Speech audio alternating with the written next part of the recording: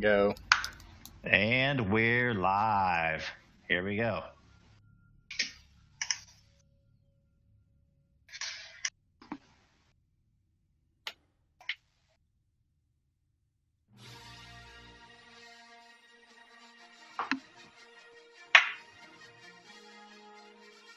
Copyright strike. No. None of the music ever comes through when you record. It's fine. Whatever. I disagree, but okay. Part of this is a repeat. Years have passed since the heroic destruction of Starkiller Base, and an overwhelming First Order fleet has emerged from the unknown regions to wreak destruction on the New Republic. System after system has fallen to the onslaught of the Resistance has been merged with the New Republic into one civic and fighting force. Though some underground opposition remains, much of the core has fallen to the Supreme Leader.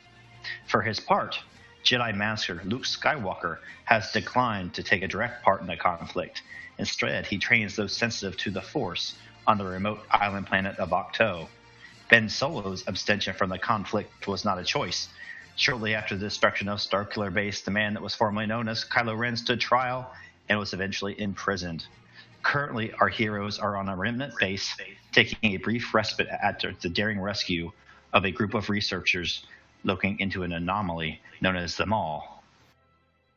But first,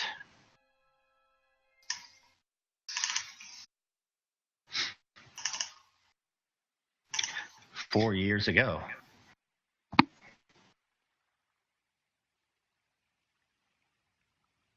a sip of coffee here.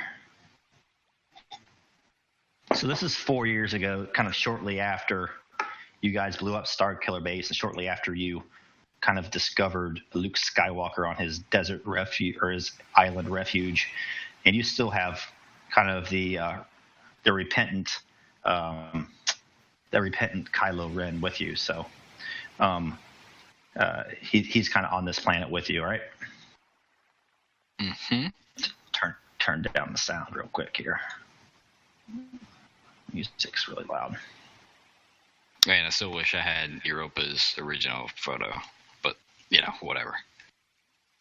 Lack of hair. Lack of hair.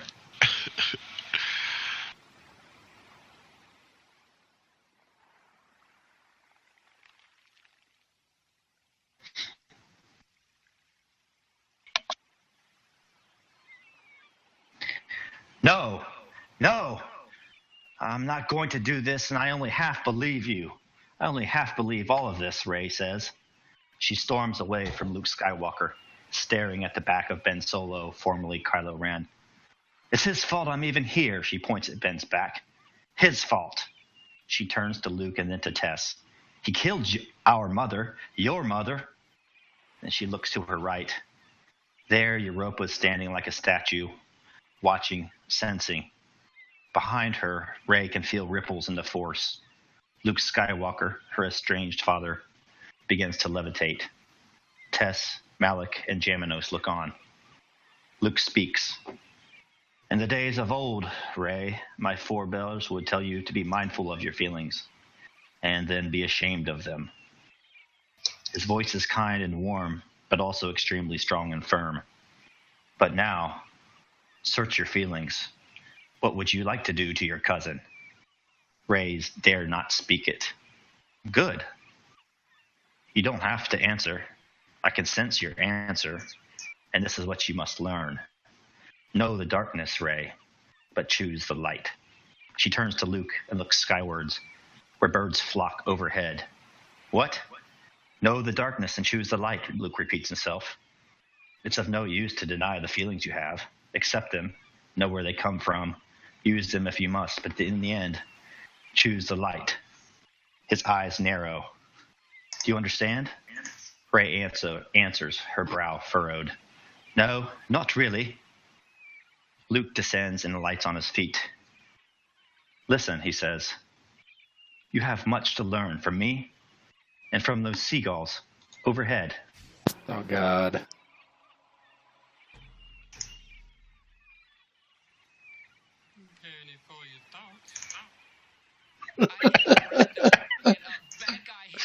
This fucking song.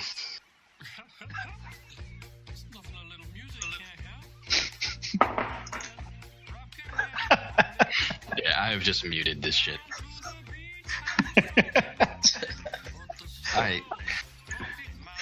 Luke starts. Oh my god. Luke starts to dance around. I'm just kidding.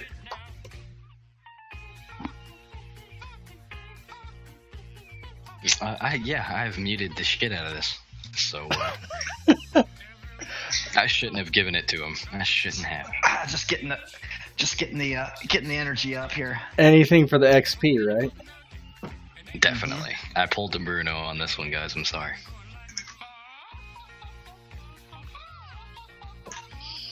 Were you the one that sent it to me? This is gonna go on. Yeah, I'm the one that sent it to you. I thought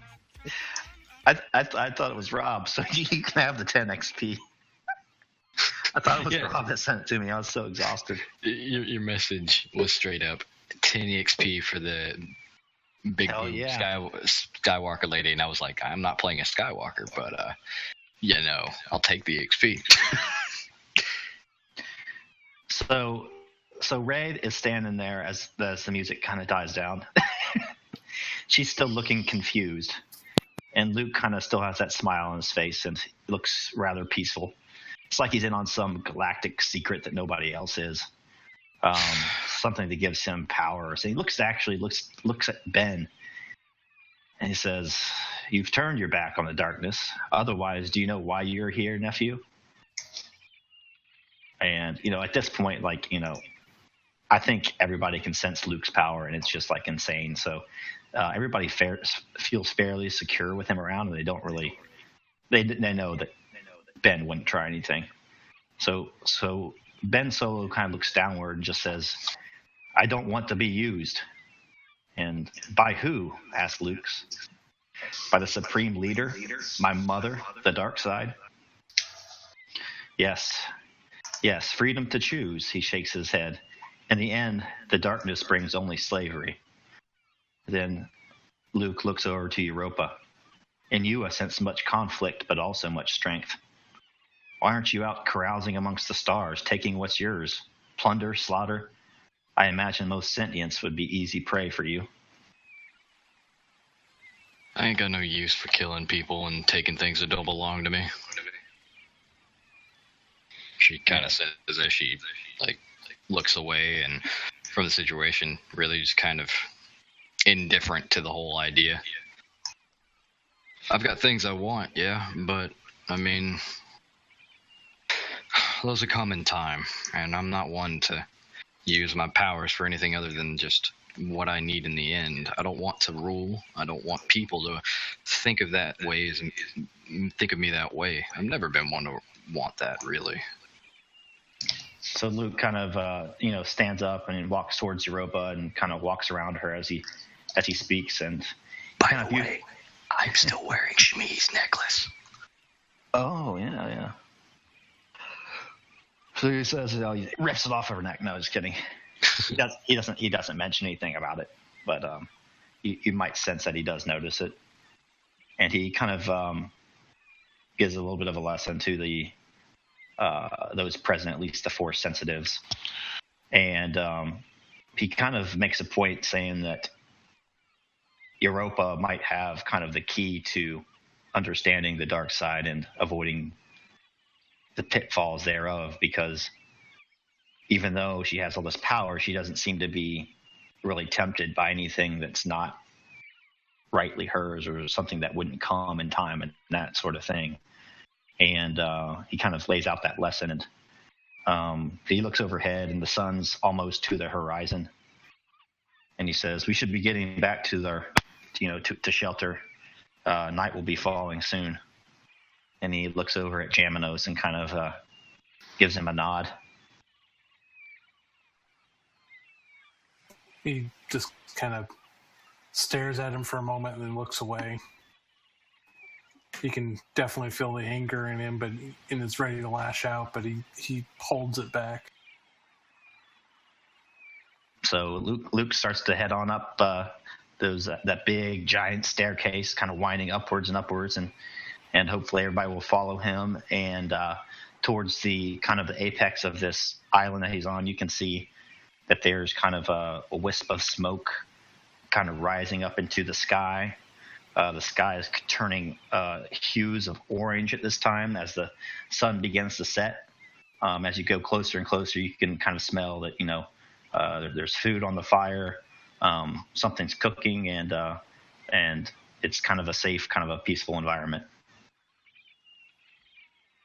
So everybody just going to turn in for the night, or any more RP to go on, or what? Well, I mean, let's see. Is there anyone? Well, I mean, I guess start with other players first, because you already know what I'm gonna do, somewhat. Yeah.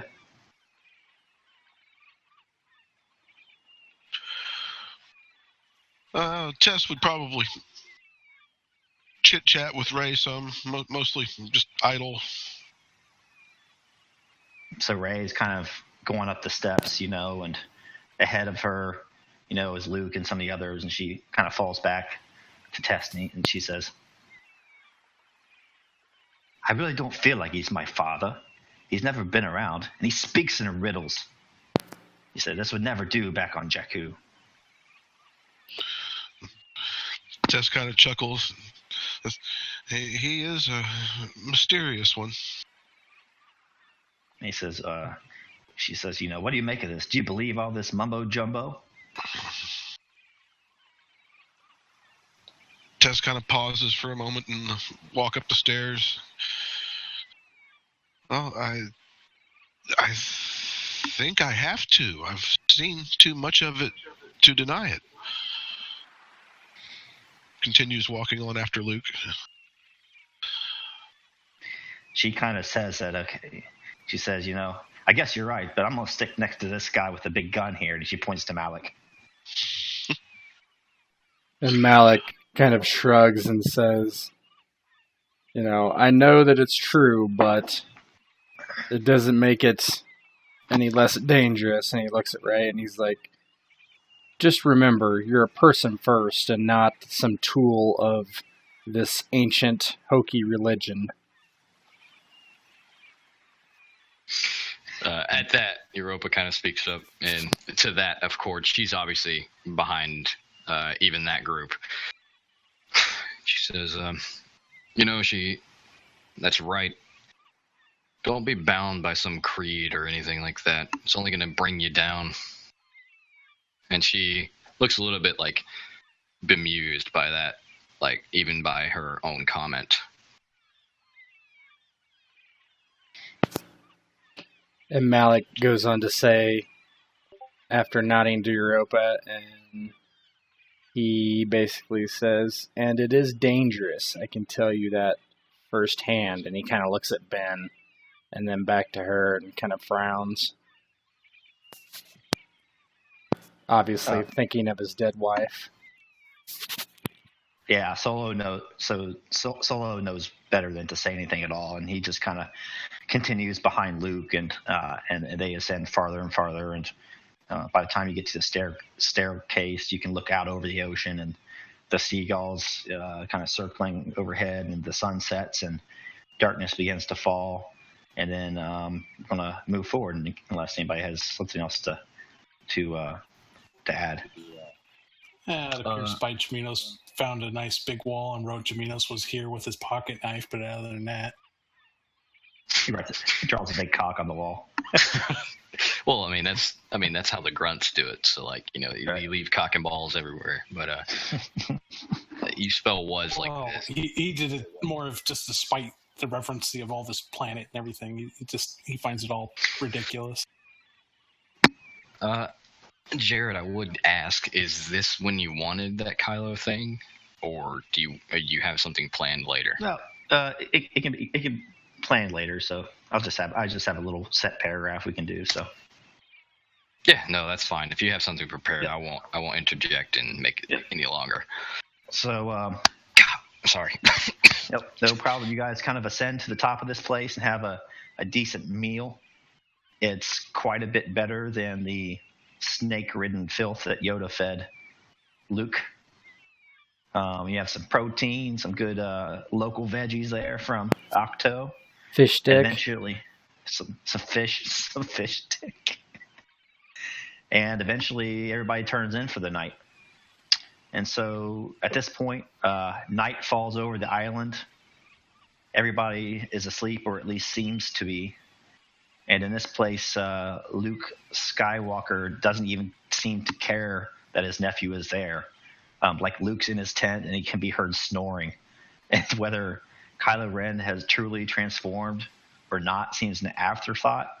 It's like he just almost has that amount of confidence either in his abilities or Ben's kind of repentance. So the campfire is going on, and Ben and Europa are still kind of up and on opposite sides of this campfire, and it's crackling and orange and giving a little bit of heat and glow. Finally, he says something. He says, you aren't pristine either, huh? He says, your soul has soot on it. He pokes at the logs on the fire, and he says, kind of like mine.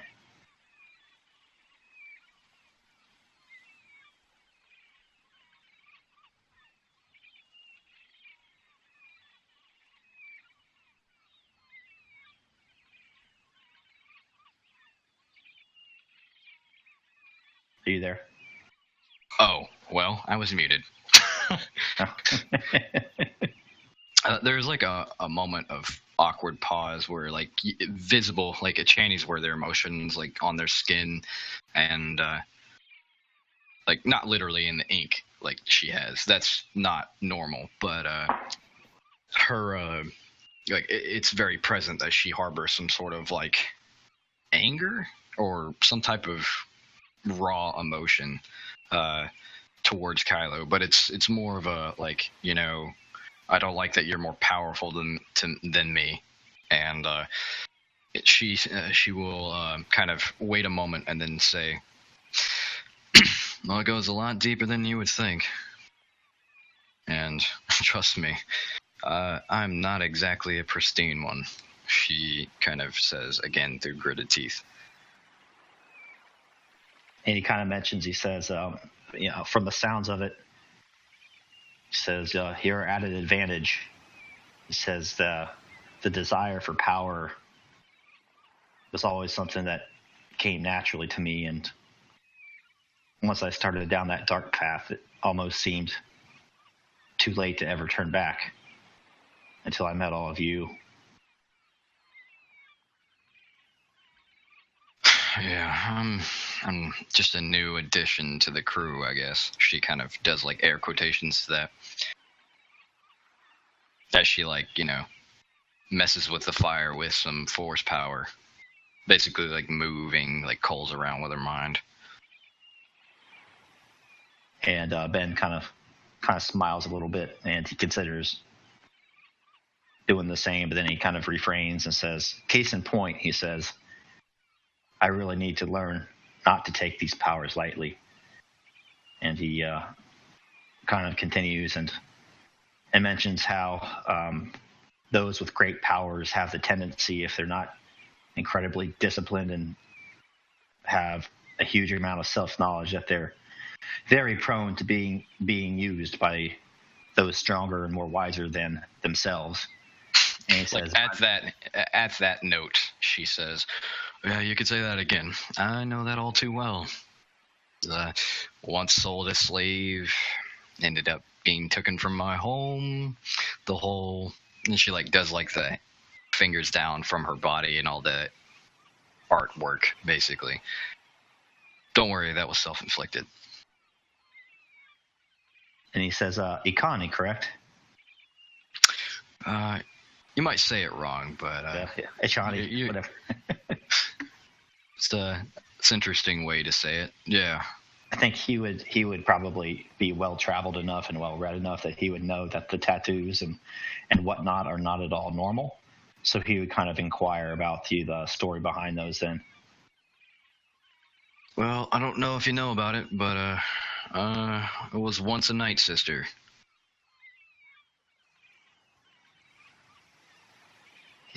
He said Dathomir, huh? The red planet. Yeah, not a lot of them survived after the whole Clone Wars thing, but some of them did. And, well, they were looking for Force sensitives, and they found me. About the only Achani that is, really. He says, is that right? Is that right?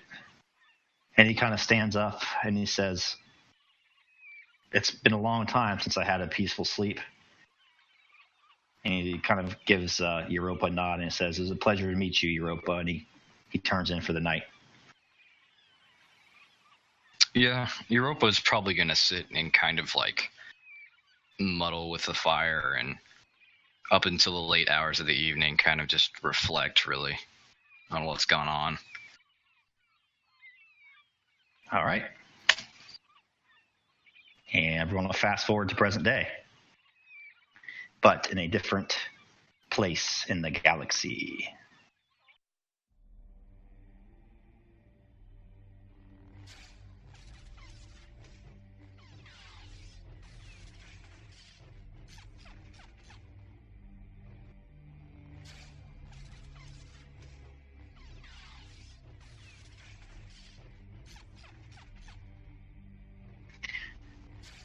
Sorry, had to reload.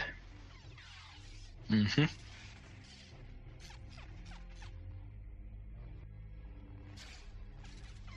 So you guys are in this, you can see like this black chamber, probably high ceilinged, huge stone ground, and there's just flashing crimson blades battling in the center of this thing, and you can tell that the blade wielders are probably droids or have some sort of ally component to them. Good, good, good, a mysterious figure thinks. It sits in the dark, watching as two machines do battle. The figure watches as their crimson energy blades clash, cross again. One of them lunges, the other dodges, catches his opponent by the arm, and pulls him to the ground. A jump, a flip in the air.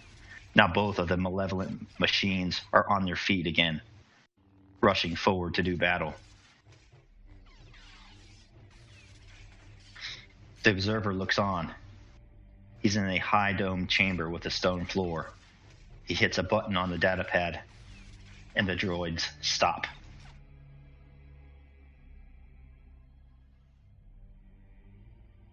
They go lifeless. Their lightsabers fizzle out of existence. Enforcer 23 Alpha, a voice says. Load Protocol 30. The droid's eyes blink red and then turn blue. Just then, the cloaked figure's datapad beeps.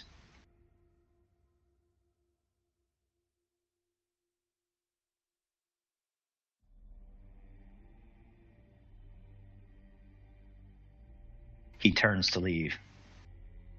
Then there's a screen wipe, and that same figure is kneeling before a hologram of the Supreme Leader. What word from the Maul? Says Snoke. A voice answers, low and growling. I have failed you, Master. The scientists escaped, evacuated by the Republic Remnant. There is an uneasy silence. And your project? Asks Snoke, sneering.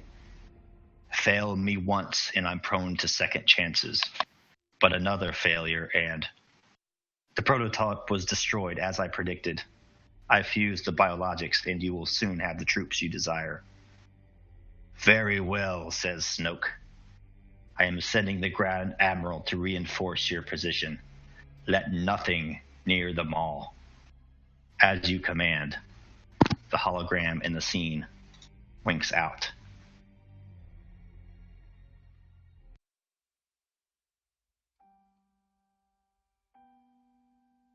So we're back on the base.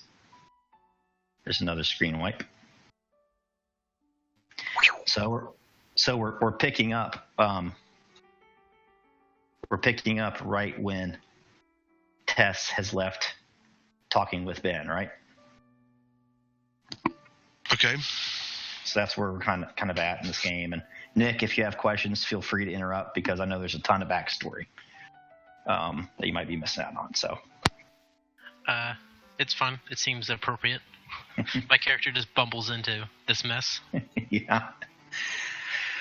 So Tess has just learned a great deal. She's learned a lot. I mean, a lot. The Maul, the First Order is interested in it. Ben has grown extremely powerful. There's some weirdness going on about black holes. And Ben and Luke Skywalker have somehow been in communion. It's enough to make her head ring. Again, she's lost in reverie, and again, this time, going back up the steps, she nearly runs into somebody else. This time, it's actually Europa. The two come eye to eye. Go. Oh, sorry. Yeah,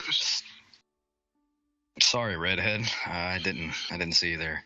She just kind of like shakes her head, and after running into you, just kind of looks away.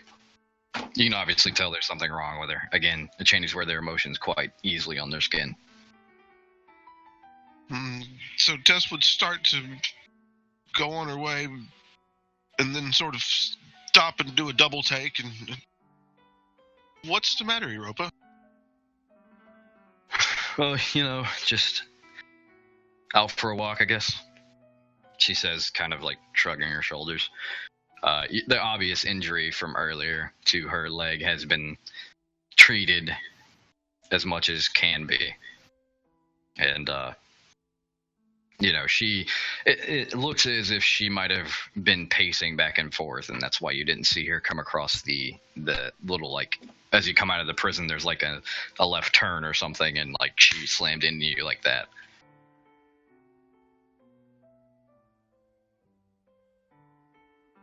Tess pauses for a moment. Would you like to talk?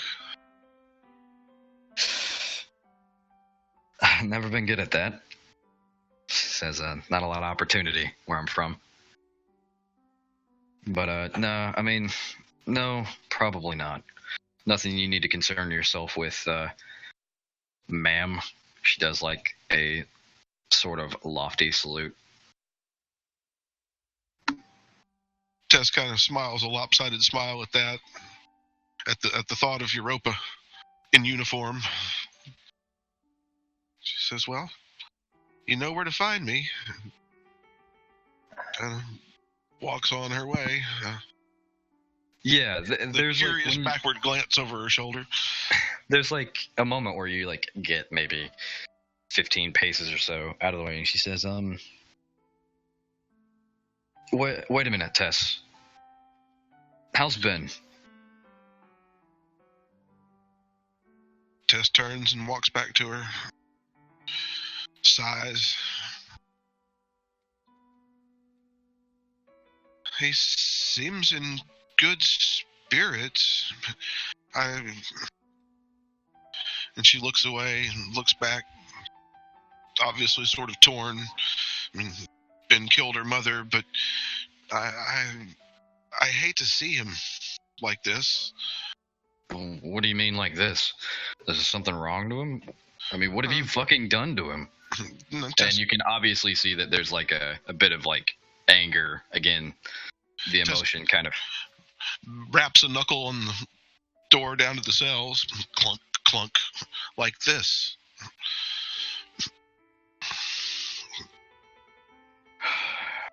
There's like a moment where Europa breathes out heavily and she just shakes her head. And her one of her hands, her left hand specifically, goes up to her temples and just caresses them. Yeah, just disregard that. I've just been antsy lately. Tess starts to reach a hand for Europa's shoulder and stops. Sort of, the hand sort of drops back to her side. And she says, "Are you sure you're okay?" Yeah, I'm fine. Just been wanting to speak to Ben. Haven't done that in a long time. I don't know if Tess would actually know about the campfire scene or not, but she would tell Europa, "Well, I think he would enjoy talking to you." There's like a stupid little like grin. Like no. I mean, maybe he would.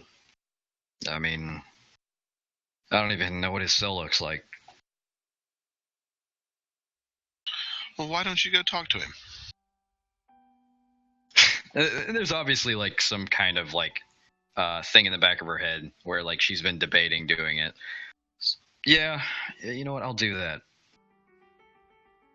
Oh, you might want to tell Malik that his son's down here, probably playing around in the pipes or something.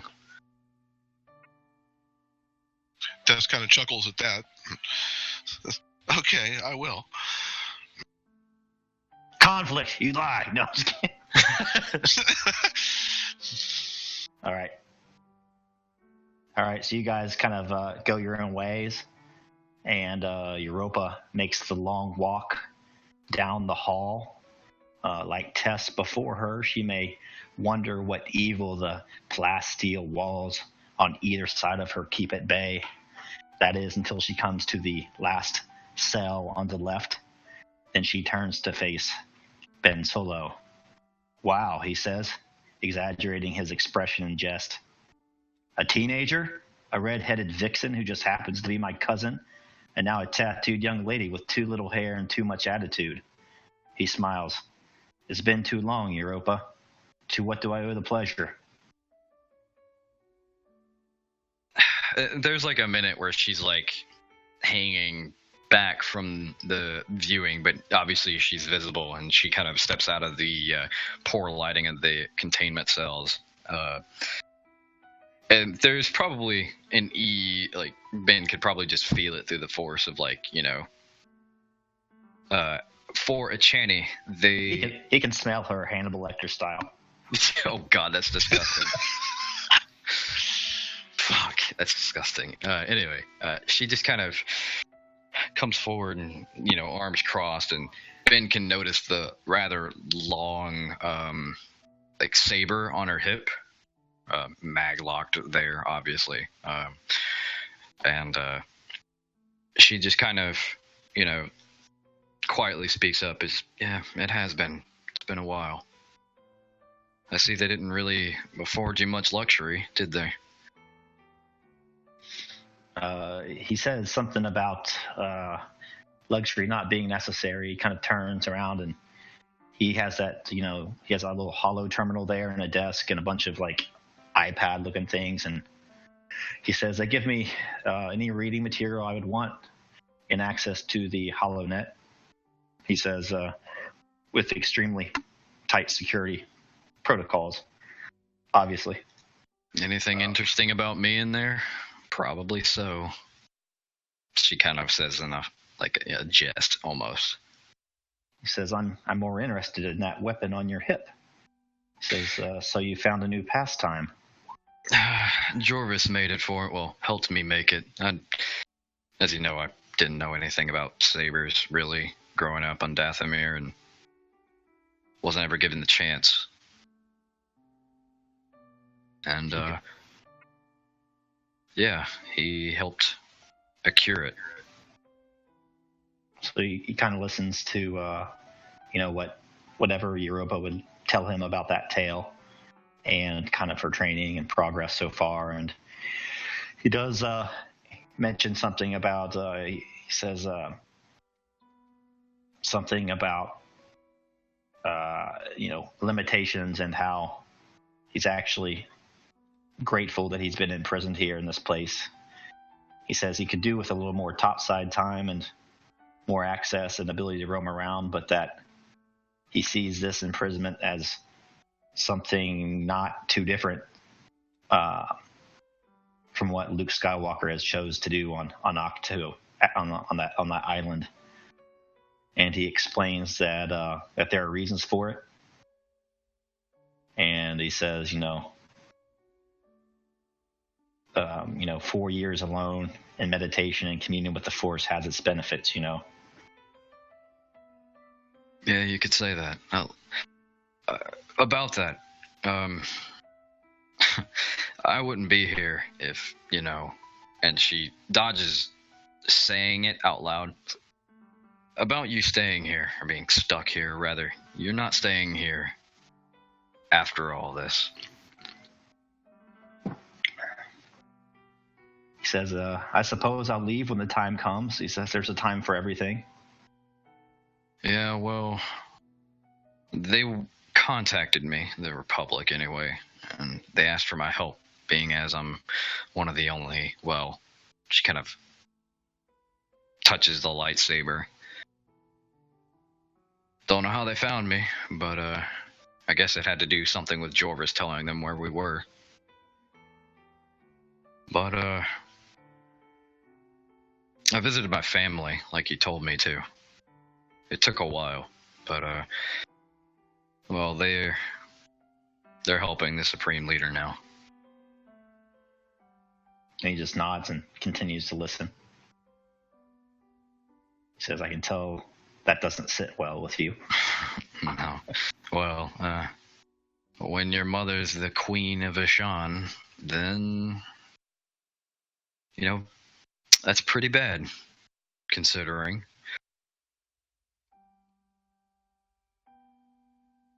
And he says, what do you plan next? What do the rest of you plan to do next? We're gonna... Well, I haven't brought it up to them, but we've been told that there are things that we need to do and find Force sensitives, or people who understand the Force outside of everything. Outside of the Jedi, outside of what the Sith were. Beyond that, Force traditions that aren't really Force traditions, if you understand. I'm gonna suggest that we go to Dathomir, although that's the last place I'd ever want to go back to. So he kind of gives a knowing smile to that, and he says, my cousin who was just down here, how's your relationship with her? Well, she's got pretty hair. I wish mine was as natural as that. I have to dye mine, otherwise it'd be white as snow. He kind of nods and he says, it sounds like you've learned a bit from my uncle and then this Jorvis. He says, don't underestimate my cousin Tess. He says, Skywalker blood is strong in her, as is her connection to the Force. What do you plan on doing after all this? He says, that is always in motion. He says, the actions of myself and Luke Skywalker will depend on the actions of a few. Most likely you and your friends. And it will be your choice. The only reason I'm here is because of you.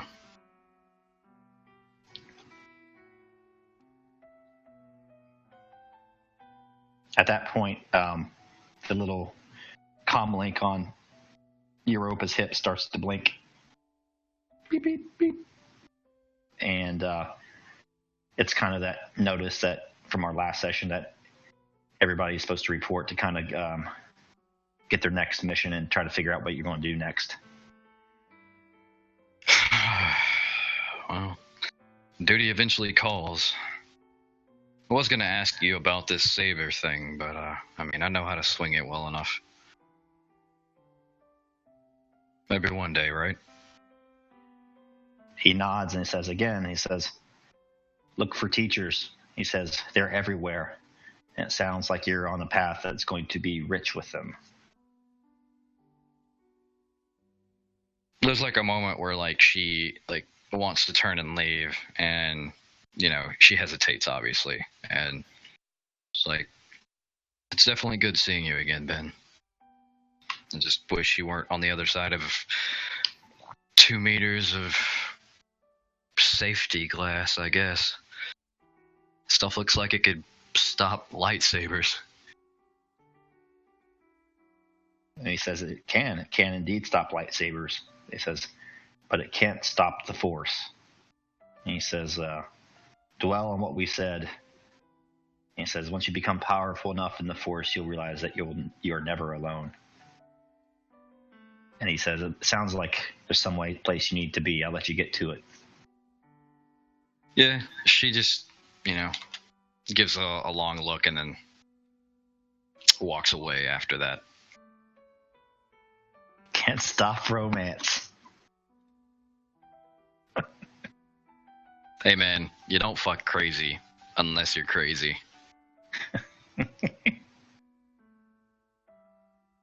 All right.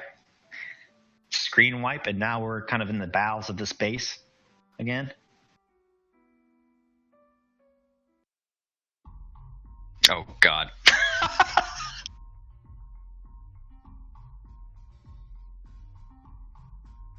So this is a different Rhodian quartermaster this time. His name's John. Yes! I knew it! And down in the bowels of this ship, there's a Rhodian down there that's taking inventory and polishing up a bunch of blaster rifles and stuff, and some badly damaged armor again. And he looks to his right, and from around the corner sees Jaminos kind of marching his way. And at the counter with him right now, fluttering and floating there, is a Toydarian by the name of Mance that has recently been reassigned to this quote-unquote battle group to kind of fill in for the killed in action Quill Lex. So the Rhodian says to Mance, he says, "So, Toydarian, is there anything else I can do for you? Anything else you need?"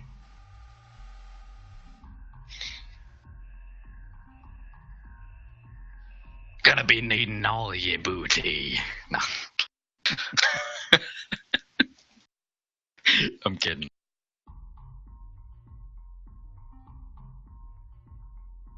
You get Mance up. You get Mance up in here. Where Can you guys hear is... me? Yeah. Okay. So I say, nah, this is enough. Not much else I can do.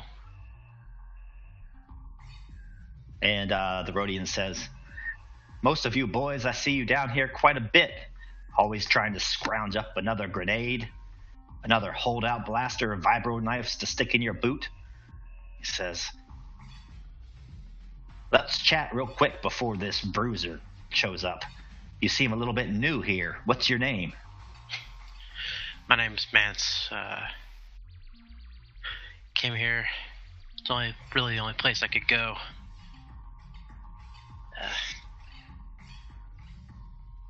And he just doesn't want to talk about that. So he tries to switch up the conversation to about the Rhodian. Like, so how long you been working at this place? He says for years and years. He says at least a dozen. He says ever since the First Orders first emerged from the unknown regions, since before that terrible business with the Star Killer base. He nods and continues to polish one of his rifles. And he says, "Listen, you be careful out there. The last Toydarian I outfitted, well, he didn't meet a kind end."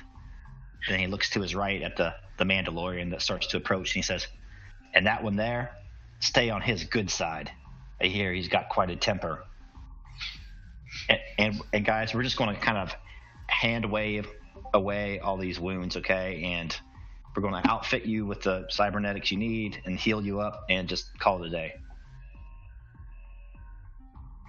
So, all right. So There you go. Jaminos I drew his approaches. arm. Yeah. Okay. The Rhodian says, So Jaminos, just Jaminos. add He, a basic. oh yeah, he Go ahead. sets your armor up on the counter, and it's repaired the best it can be.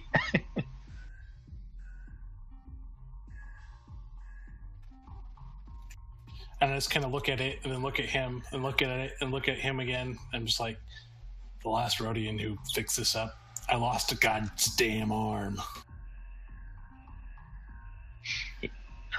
He laughs and says, "Well, you won't lose the other arm. I guarantee it."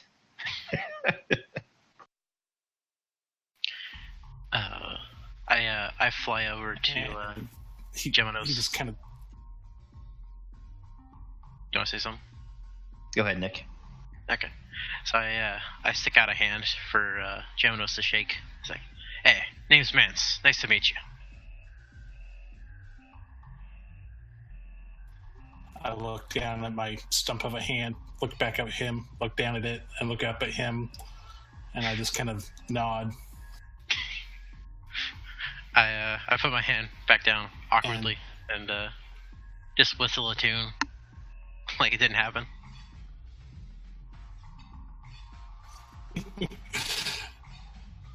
What can I do for you, Twidarian? Signed to a new group. Where should I go? I'm new here. Don't really know the place.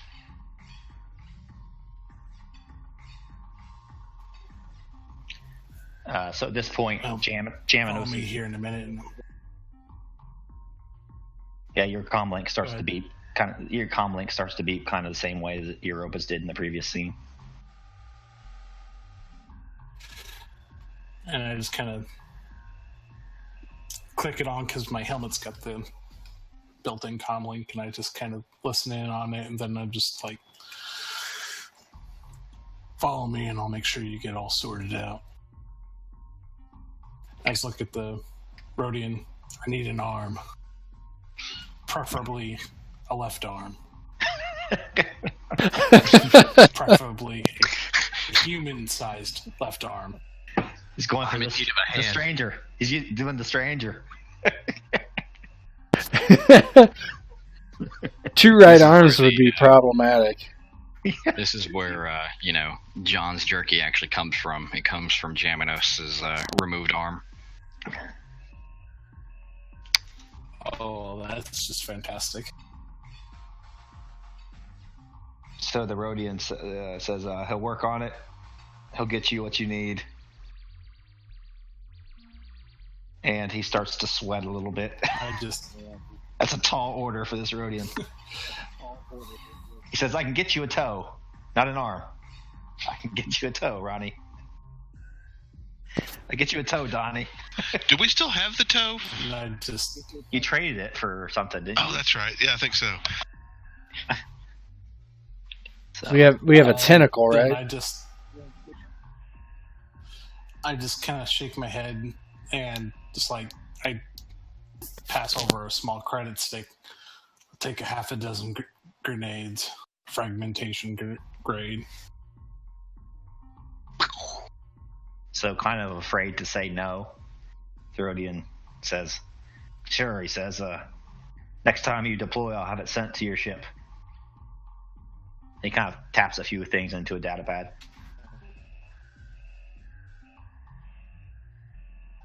All right. Well, come on, Twidarian, follow me. Yep, I fly after you.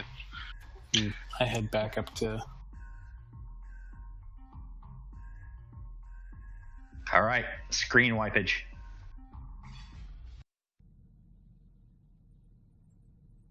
Hey, Nick, you came in a short notice, so I'm sorry you're not added to all the scenes yet. Let me put you in here.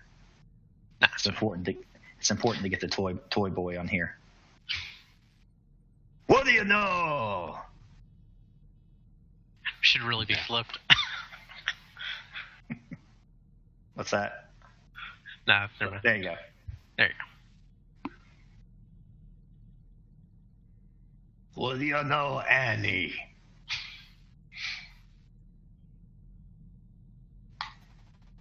What do you know, Annie? So, there is a screen wipe, and the scene basically opens at the end of that long and heated conversation from last session. It's clear that some parties aren't happy at all with the situation. Valentine's fleet fire seems perturbed. General Eclipse is less than pleased. Gray is upset he's being left behind, and Admiral Akbar is upset he's losing such a capable group. Then it's settled, says Luke Skywalker. I know all of you may not be satisfied with the plan, but in time you will come to believe, as I do, that no conventional approach to fighting the First Order will be effective.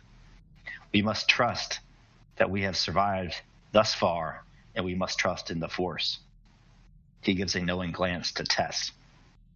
It's up to you to bring our tattered civilization an army worthy of the ages, an army worthy of legends. Bring us the misfits and the miscreants. Bring us the brutes and the contract killers. Bring us the users of the Force who are not Jedi and who are not Sith, but know the Force nonetheless. On Dathomir, where there were witches of old, and the Night Brothers. And then there are the proud Mandalorians. And then there are the Achani. The Wookiees of Kashyyyk. Even the industrious and conniving Hutts. We want them all, and more. He stops, allowing Ben to speak. Always in motion is the future, but reason tells us that there can be no victory against the Supreme Leader by conventional means. So what do we have to lose? We will let our visions guide us. The board is set, the pieces are moving, but we don't know who will win. Akbar from deep space is also logged into the call. I cannot agree with losing General Malik and the other heroes of our cause at such a time. But I have lived through the Battle of Endor and worse. I don't like it, but I trust you, Luke Skywalker, and may the Force be with us. The call clicks off. The holograms click away, and a little bit of arguing breaks out, but it's clear what you guys' directions are. Can I ask you a question out of character real quick? Yeah. Whatever happened to Leia? Where is she? She's being bad somewhere. You don't know. No one knows. Okay. Yeah, I assume because that was a point of contention for me too, because we didn't get like a synopsis of what happened during those 4 years for like general lore. So I just assumed that Leia was like, doing shit. Yeah, she's kind of one of the probably high ranking people in the shadows that obviously doesn't want to give away much as to her identity or the moves that she's making. So yeah, she's certainly involved with all this badness going on, but you don't know where and how or whatever. Okay, that's fine.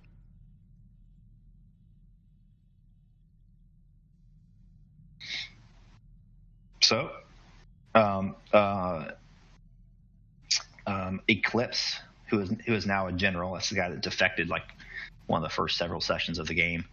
He kind of clicks on a data pad and says, "There's at least one new face here," and he points over towards Darian, to Mance, and he says, "This is Mance."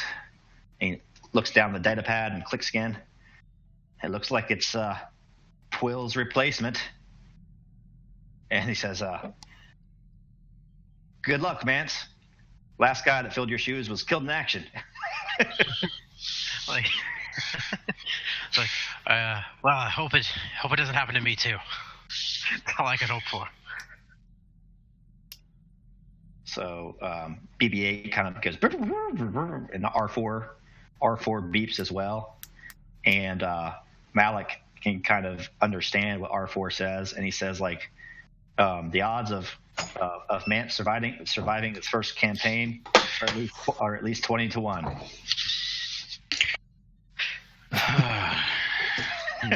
Malik thinks, he's like, if he just shows up for sessions, he'll probably live. If he doesn't no-show, he probably won't die.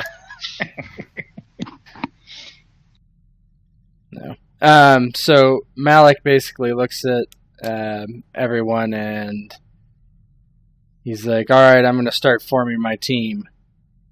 He's like, first things first, we're going to Dathomir. He's like, who's with me? Like, there's unknowingly, like, everyone's eyes are on Europa because she's lived there pretty much her entire life. And there's like a go fuck yourself look on her face as, like, everyone asks, or gets ready to ask, is like, you already know I'm going. Without me, you'd be dead before you even set foot on the planet, really. Some Rancor probably knocked your shit out of your ship out of the sky. And yeah, there are wild Rancors on the planet. Malik just kind of shrugs and he's like, I doubt it. Good hunting. But yeah, you got me. Although it's not exactly where I wanted to go, I'll tell you that. He's like, I don't want to go anywhere either, so join the crowd. And he looks around. Tess kind of playfully elbows Malik in the side, says, guess I'm driving. He's like, I'll make sure I stay clear of any asteroids then. Women drivers. She chuckles. Jensen Eclipse kind of says, be sure to raise your hand, Vance. And he says, and by the way, on your data pad, you'll find our policies and procedures and insurance policy and life forfeiture agreement. Please be sure to check all the boxes before boarding the ship. Thanks. As like you're being handed it, like Europa just like grabs it out of the air and just like throws it against the wall and effectively shoots the Star Wars version of the "go fuck yourself" middle finger to the Mr. Man over here. He probably gave the same speech to her. So like inches from it just slamming into Jensen's face, Kirik reaches out his left hand and stops it, and like it floats down to the desk softly. And he looks to Europa and then back at Eclipse. He says, sorry, I'm going to apologize for her yet again. She has a bit of a temper, but is mostly useful.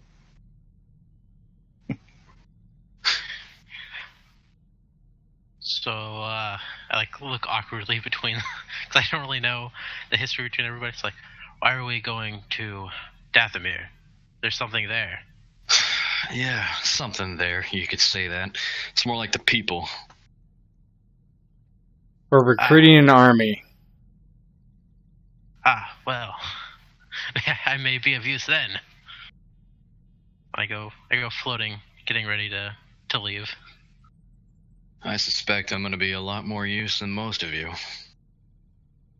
So R4 beeps and kind of goes up to Malik's side and obviously gives the signal that he's with him. Malik turns around and looks at Jaminos and Mox, and he's like, I could use you two, as usual.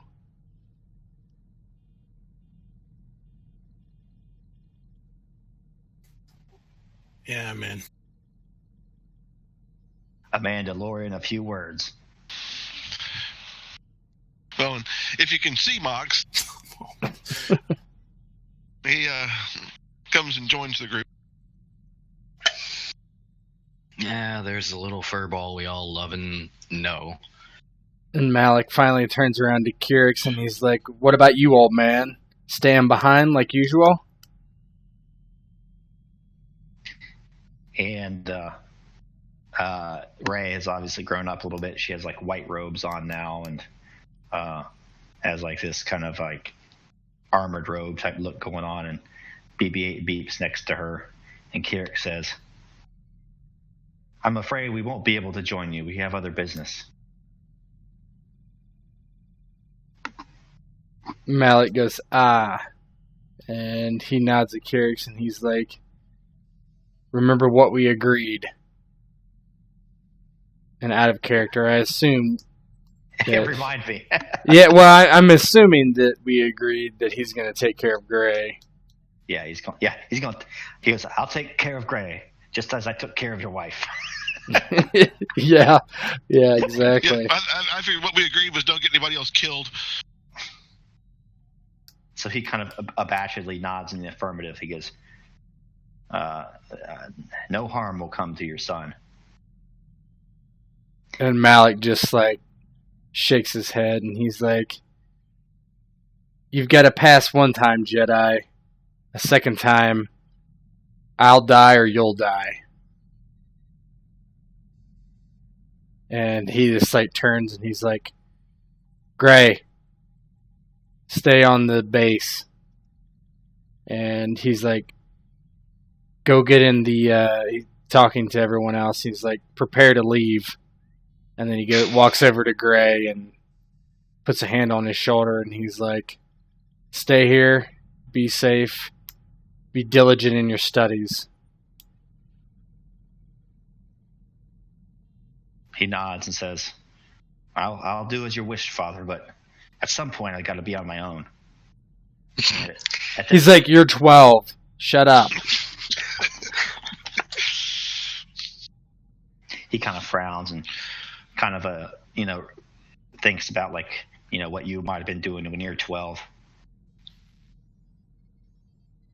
And kind of he just stands there next to Ray and Kierix and kind of thinks to himself as a 12-year-old boy, at least I have Daisy Ridley with me. No, yeah, go ahead, do that. You're about 12. It's time to get the sock out. He doesn't need a sock. He's got force powers, man. All right. So we got to do a little housekeeping here. So you guys all board up on your ship and get ready to go. And you guys are probably going to be away for a while, and we're going to start paying a little more attention to supplies and credits and that sort of thing. And so right now on my computer, I have that spreadsheet from a while back pulled up. The group spreadsheet. Yeah, the group spreadsheet. So I just want to go over a few things real quick, and then we'll get on with it. I don't want to do this for too long because it'll kill the. Yeah. So let me look here. Settings. Okay. You guys get to the hangar, and there is one of those Hawk 1000 ships there that you guys liked so much but got blown up. And it has the added turret and the upgrades, everything just like before. And it has a docking bay big enough for Tessa's X-Wing. So you guys get that ship, which is pretty sweet. I think you guys like that one. So as far as credits, how many do you think is appropriate? Like 3 sessions ago, your group, because you spend a bunch, had like 3,750. I think you'd be higher. So do you guys want any more equipment, that sort of thing? So we'll see if you want any more equipment, and then we'll decide on a number for credits, and then we'll set it and forget it and go from there. I would say nothing more than maybe like it's been 4 years, right? Reflectively, we could think about what all of us have, and just to set a precedent, I don't think we should have any more than maybe like a couple thousand per player. You know what I mean? Like to spend on random. Yeah, agreed. Because in this system, like to get the advanced forms of armor and other stuff like that, like you need, like for armored robes, I think it's like 2,000, maybe. I think like that. Yeah. So I have Og dudes pulled up right now. Let me just go in here, look at equipment. So, for example, I'm putting up armor, armored robes, which is really good. Defense 1, soak 2, 4,500 is the base price. Yeah. And that's pretty sweet armor. Heavy battle armor is, soak 2, defense 1 as well. That's 5,000. I think the heavy battle armor is that's what I've got. It has more hard points than armored robes, I believe. So you guys already have pretty good stuff, but I mean, just to kind of it's what I'm wearing. Just to set the, what's a lot of money and what's not a lot of money.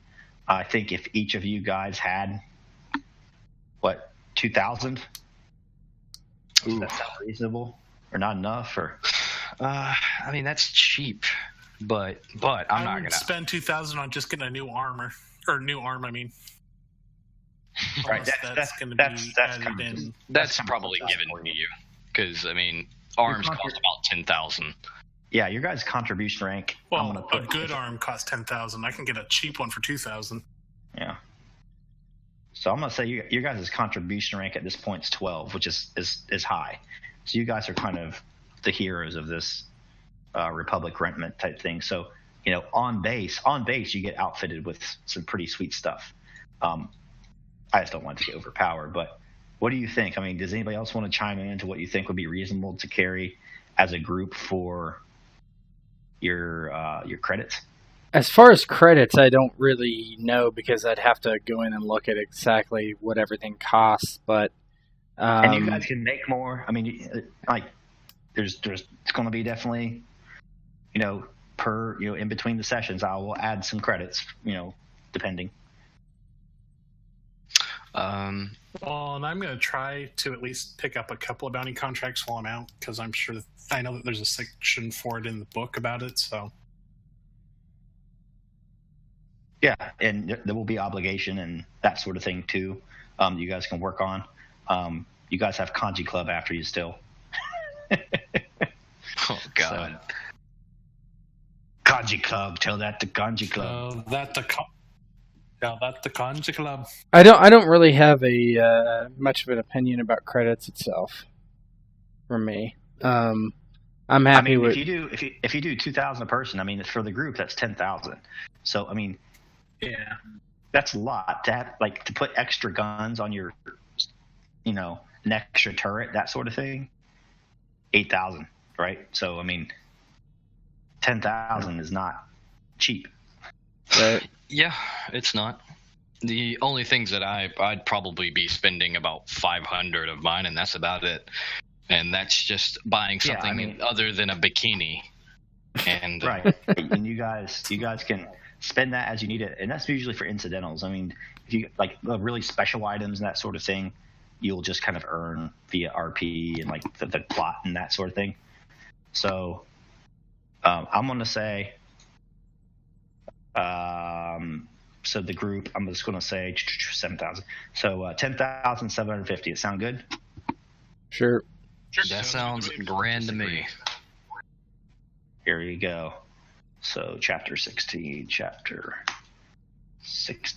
All right. And I think we're all set and ready to go then, huh? I did want to do one quick RP thing between myself and Europa, but I can wait if you really want me to. If it needs to happen on the station, then do it now, or you can do it on the ship. Well, it would seem like it'd be something he would kind of talk to her about beforehand. I was hoping before the meeting, but I can do it after the meeting. The meeting's done. Well, yeah. I get that. Yeah. You guys all the meeting breaks up. You guys go to get your waiting to get on your ship and head out. So go at it. You can set the scene, I James. kind of. Yeah, I just, as everybody's kind of disappearing, I just kind of corner Europa and just like, we need to talk for a moment, privately, ideally.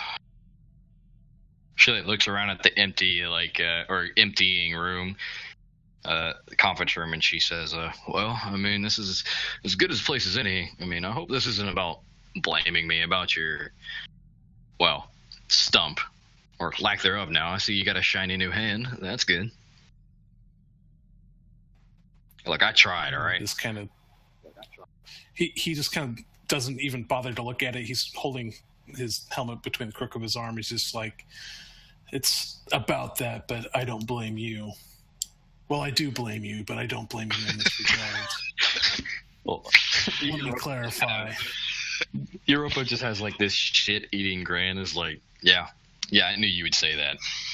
And she's just like, well, look, I hate to break it to you, but she kind of like pulls out the pockets of like her like, what you would describe as like shamanistic clothing, and she says, I'm as broke as I'm broke. Don't say it. That wasn't my intention. But you crippled me in not a losing the arm kind of way. Oh. To some Mandalorians, not all Mandalorians. You stopped me from having an honorable death. Well, the way I look at it is to die at the end of a lightsaber by some droid. It doesn't seem all that honorable to me, but I'm not going to shit on your lifestyle and your people. So I guess continue. That being said, the only way I can personally regain honor is by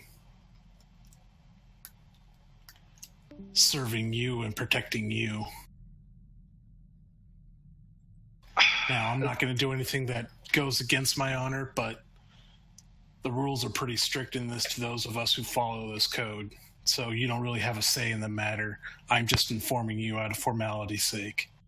Well, before we even get this started, before you go any further, Jorvis had the same kind of thing. He wanted to call me a master at one point, and I'm not his master, and I'm not your master. I understand.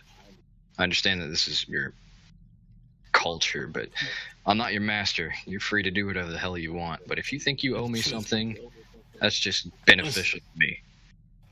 Listen here.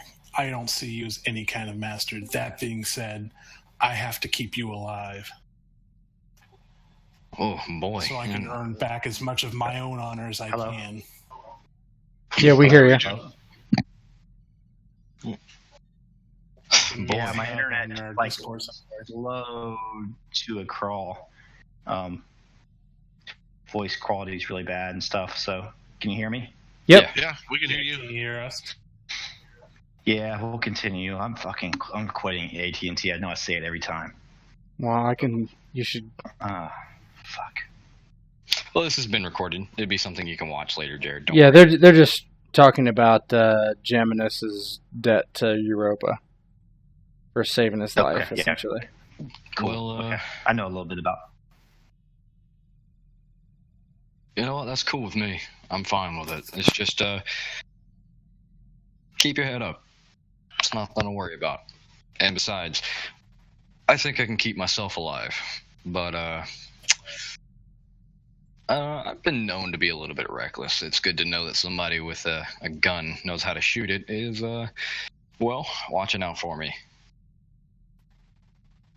Well, I'm going to try to keep you alive, but just don't expect me to start murdering innocent civilians just because you don't like the cut of their jib. That might be something I'll do, but not you. She just kind of chuckles a little bit. Well, we better get going before Malik leaves us. Grumpy old man.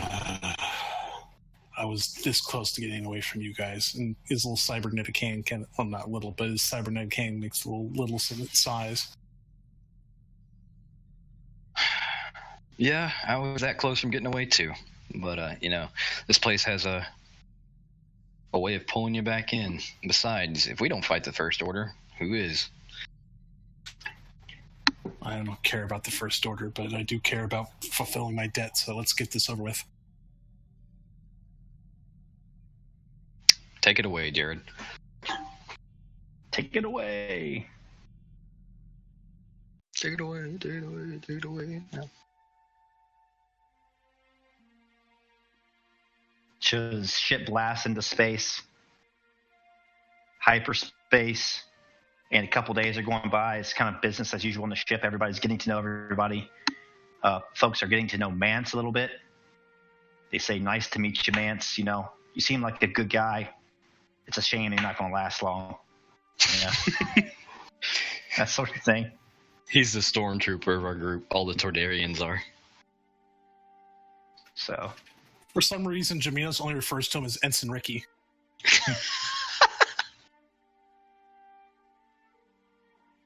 No, that's rude.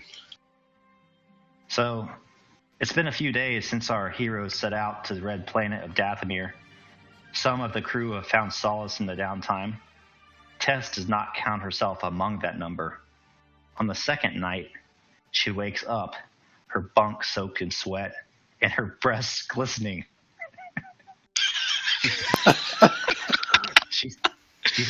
Oh my god. She senses a presence.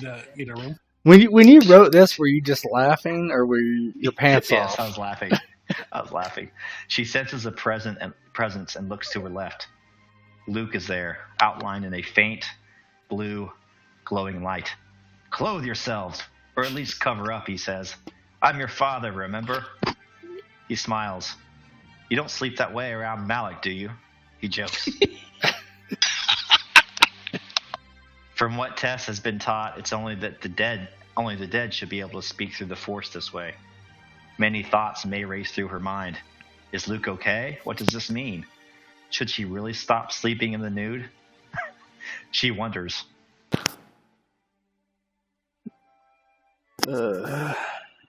She kind of shakes her head. Mother, is it really you? She rubs her eyes. She kind of sits down on the bed next to Tess, and she has her covers gathered up over her, Yeah. And as he does this, he says, if I weren't here, would I be able to sit on this bed? So she sits up, still trying to remain covered up, and says, well, what are you doing here? And this is kind of more of like Luke's kind of demeanor is almost, it's not like Yoda when they met him, but it's very kind of a Buddha Zen, not stressed out type of thing. He says, well, I needed to talk to you, he says, and a holo terminal wasn't nearby on Octo.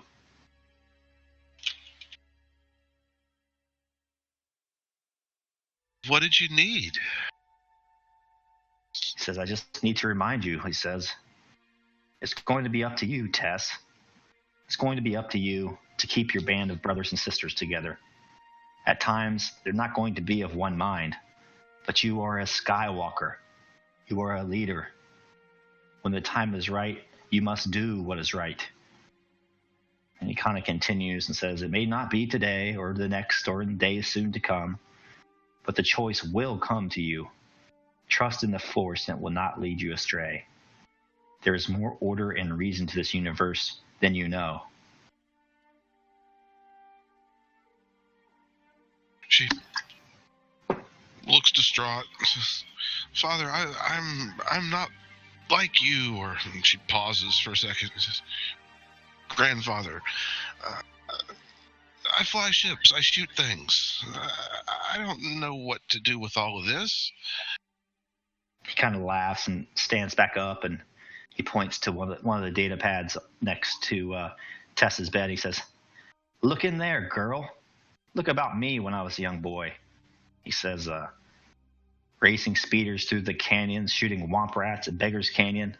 There was that business with the Death Star. And you know what? He said, I didn't wish any of it. He kind of gives the old Gandalf speech and says, all that matter, it doesn't matter that you were put here and you didn't choose this, but it matters what you do with the time that's given to you.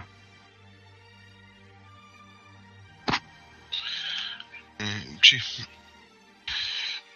looks a little overwhelmed, but tells him, I'll do my best.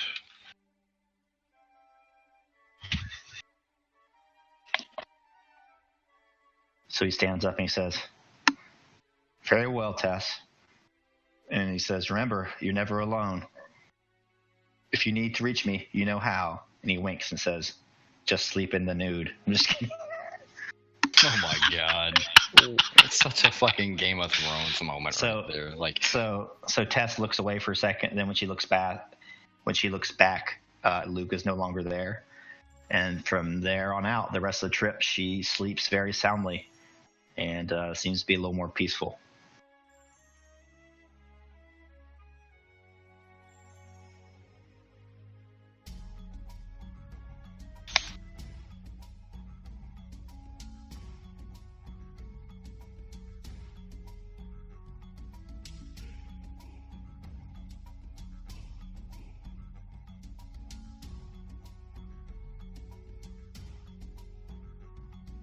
So eventually you guys reach the red planet, and the computer beeps out, saying that it's time to head through the atmosphere, and whoever's piloting, I don't know if it's Tess or Malik, whoever, kind of noses your HWK 1000 through this red atmosphere. There's like red broiling clouds. It's all murky. You can't see anything. And then eventually you kind of burst through the clouds, and you can see underneath you just this landscape that's all jagged rocks, and the vegetation's kind of twisted and reaching towards the sky. Looks a little bit tortured.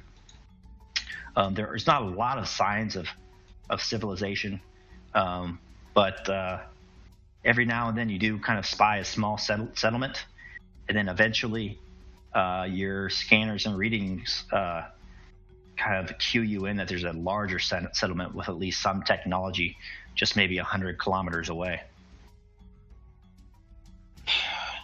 Europa, during this whole thing, especially when we're like in the planet's gravity well, noticeably on edge. I mean, massively on edge. She's like proverbially like biting her fingernails and, you know, like pacing back and forth and barking at people when they try to talk at her, basically. Like angry and raw emotion at this point for her. Malik looks at her and he just kind of like does the like stop and chill kind of motion with his hand. He's like, "It's gonna be fine. Relax." Well, the last time I was in the general vicinity of this planet, you know what? No, you're gonna find out because this isn't gonna go well. Malik smiles and he's like, "It always goes well when I'm here." R4 beeps, like affirming, like there's never been any problems on any of our missions ever. Well, Possibly go wrong. if the ship didn't tell them that we're here, well, the matron will know I'm here. Malik's like, "That's fine. We want them to know. We're going to talk to them and recruit them. Right?" You say that. Malik's like, "Don't worry. I won't let anybody hurt you." And he just kind of chuckles and sits back down in the co-pilot's seat. What's Mance doing, taking in all this group dynamics and Probably approach, I guess, Tess about what's the history between her and this planet, why she's so on edge. That's Europa, but Oh yeah. Europa's the. No, that's what I was asking. Like, what is Europa's? he's asking he's asking Tess like as a third party because Oh, I see. I got you. Okay. Because like Europa might punch him if he. yeah, like he punched.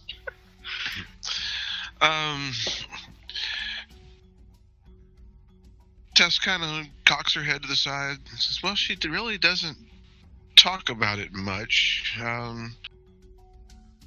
but she spent a lot of time here, and it wasn't a very happy time."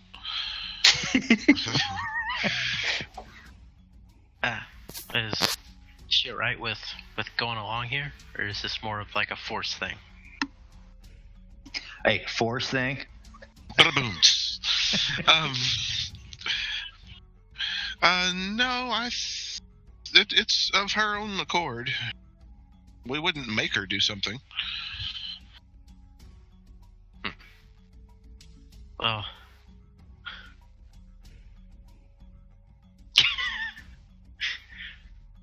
yeah, it's like, well, hopefully all goes well. We can get off this planet as quick as we can. Don't like it. Yeah, you wouldn't like it, Europa kind of says from across the room. Planet's known for its dark side ties. The planet, just like the one all those years ago we were on with Luke, is tied to the dark side.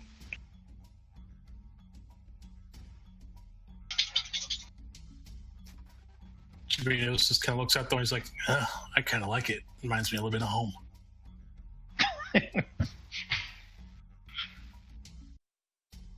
And goes back to reading like the equivalent of a magazine that's got like different hunt suggestions for the things on this planet. It's like, ooh.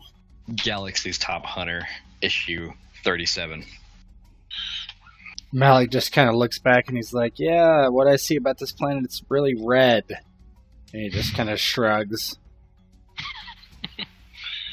All right, we're going to progress here. So the ship kind of finds this big settlement, and there's lots of different places to land. There's a lot of different kind of open landing fields nearby. It's a relatively low-tech place, and you guys kind of circle and land in one of these. Like you didn't have to talk to an administrator or like any sort of docking personnel. It just is like there's like scattered ships. Most of them look like pieces of junk, kind of everywhere, and you go ahead and have to land there. That's really your only option. So let's see here. There you go. So there's a screen wipe, and you're exiting the ship after you've landed in an open clearing near what looks to be a rather primitive city. There are buildings, but they are low and squat. Only a handful of them rise over 2 or 3 stories. Here and there you can see a land speeder, but the traffic is sparse, and most of the population, overwhelmingly male, seems to be on foot. Every now and then one of them casts you a sidelong glance. It's likely that outsiders are very infrequent on occasion here. Malik looks over at Europa and he's like, no wonder you didn't want to come back. It's 1 versus 1,000 dudes. Well, you could say that. But this isn't who we're looking for, albeit. Well, we'll find out. Well, who is it that we're looking for? We're supposed to talk to somebody? Well, if we're going to talk to anyone on this planet, it's going to be the matron. She runs it. Although, she doesn't run these fellas directly. They have their own little clique. You'd be lucky to even spot the matron. And then her. My people. Does somebody want to do like a knowledge outer rim? Yes, I will. Do I get any bonuses because I lived here and grew up here and was raised here? Absolutely yes. Oh, we haven't done we haven't done Destiny. I assumed we could just take. Yeah. Well, clear it and we'll do that real quick. You guys want to roll for Destiny? Yeah. If I remember correctly. Well, add 1 for Stark. I will. Yeah. Yeah. Oh my God. Mance. Way to go, Mance. Yeah. Well, it's fitting actually because Dathomir's dark side, obviously. I bring the light side to the place. 3 dark, 5 light. That's what I have. So. Yep. Other way around, huh? Yeah, the other way around that. 5 dark, 2 5 light. dark. Yeah, that's what I meant. I'm sorry. But actually, Tessa's Paragon, right? So she gets the extra so light 3. point. Yeah. So it's 3 light, 5 dark. Yeah. Okay. Have you set the bonuses in there? Yeah, 1 bonus or 2? Just 1 boost, right? Well, I mean, I grew up and raised here. It'd be whatever you give me, but I'm going to get 1 just from having a travel guide, basically. But I put that in my own. So whatever you give me plus 1. All right, you're all set.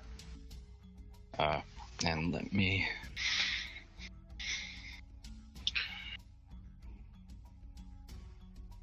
Here we are. Can I 2 purple? Question mark. Just average. Can I get a blue from anyone attempting to help? So I was gonna wonder, how often can I do inspiring rhetoric? Because if I do it, the person affected by it gains a bonus dice. I don't know, because that's kind of do it whenever. Yeah. Does it say active or? Yeah, it's kind of either that or just an assist. An assist, I think, could add an extra blue as well. Oh, you would be adding. I needed another blue anyway before he did that. So, nope, still nothing. So you got some advantages. Although, if he's doing rhetoric, I'll get another blue if you want me to roll again. Is that in combat only or no? I'm not. It just says I can take the action. Don't think it says anywhere whether it has to be in combat. I'm fine with using it. I mean, you're only social character, so. Do you want to do it again then? Yeah. Oh, well, if you want me to roll all the dice together, Bo, then unless I don't know how you want to do it. Do you want to take it as is, or do you Why don't you just roll it again? I have everything set. Okay, so just to be clear, you're getting 1 dice from me, however much you're giving me, and then 1 dice from him. Yep.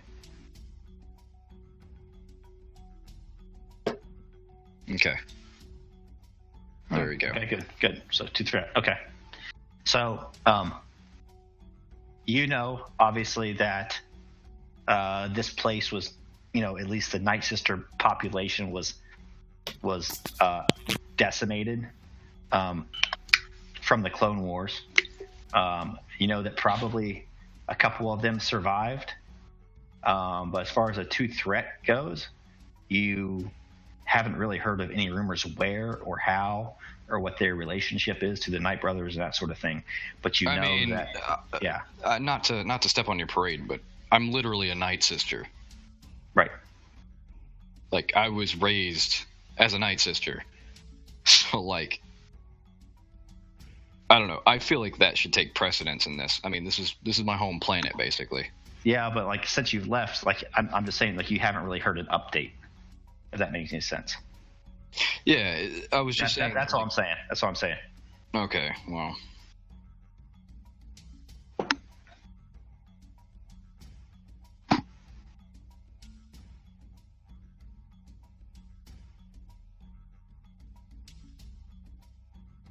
You probably shouldn't have even rolled, given your history. So you can just go ahead and explain to them what this planet's all about. Well, these guys here, and she points to some of the, like, male Zabrak and the odd human around, or half-human Zabrak hybrid. They're the breeding pool. Malik says, "Come again, breeding pool?" Yeah. It doesn't get much more other than that, and probably most of them don't even know how to speak Galactic Common. They speak their own tongue. They do some dealings with outsiders, make trade. We'll probably see their leader here shortly. We've obviously made a big move by showing ourselves, and you should probably lock your ship. Yeah, that's definitely something you should probably do. Mac's like, okay, and he comes over to R4 to tell him to lock the ship. Like, they're mostly harmless. Mostly. Tend to stay out of the way. Now, who we're looking for is the main woman. Her name's Matron Mazorka. I assume. It's been some time.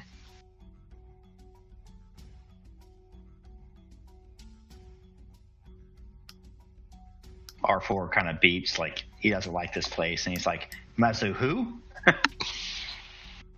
Don't worry about it, Scrap Bucket. The grown-ups are talking. His dome spins around, and he kind of bumps Malik's leg and just gives the droid equivalent of a... Argh! But yeah, these are the, for lack of a better term, breeding pool and rejects. Only useful when the Night Sisters deem it so. Malik's like, rejects? We should be in the perfect place then. If you say so. The land of the blind, the wide man's king. I'm damn beautiful. Malik looks over at Geminos. He's like, I've seen you without your helmet on. I don't know, buddy.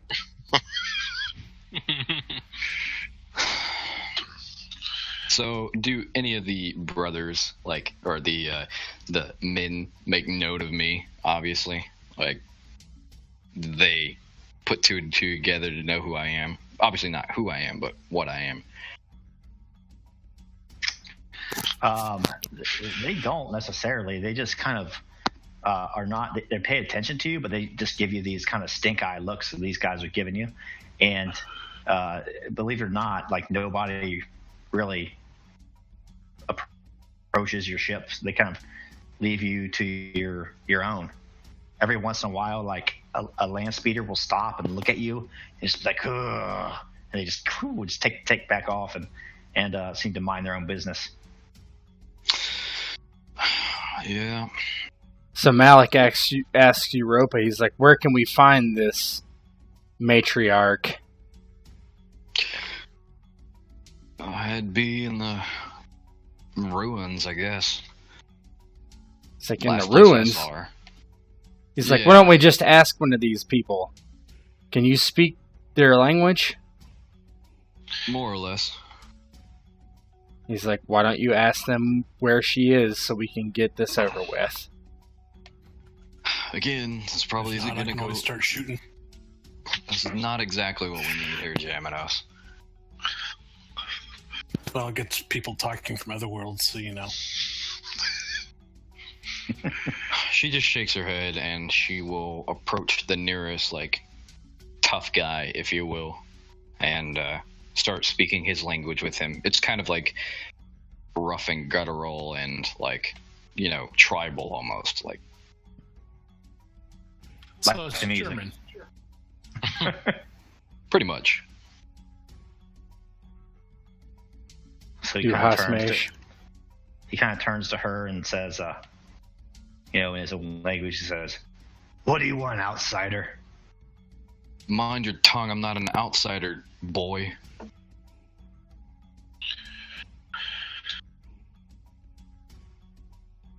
You know, she says in her the same language, obviously of a higher dialect.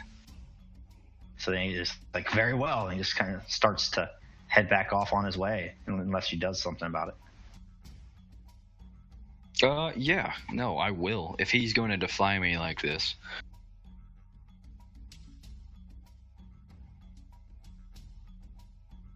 Do. Where is it? There it is.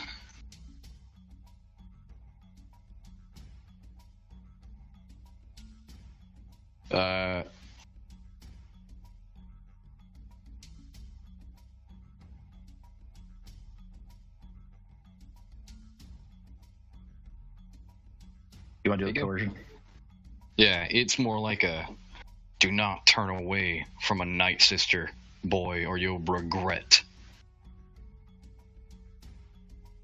ever doing that. You have a talent that gives you the blue.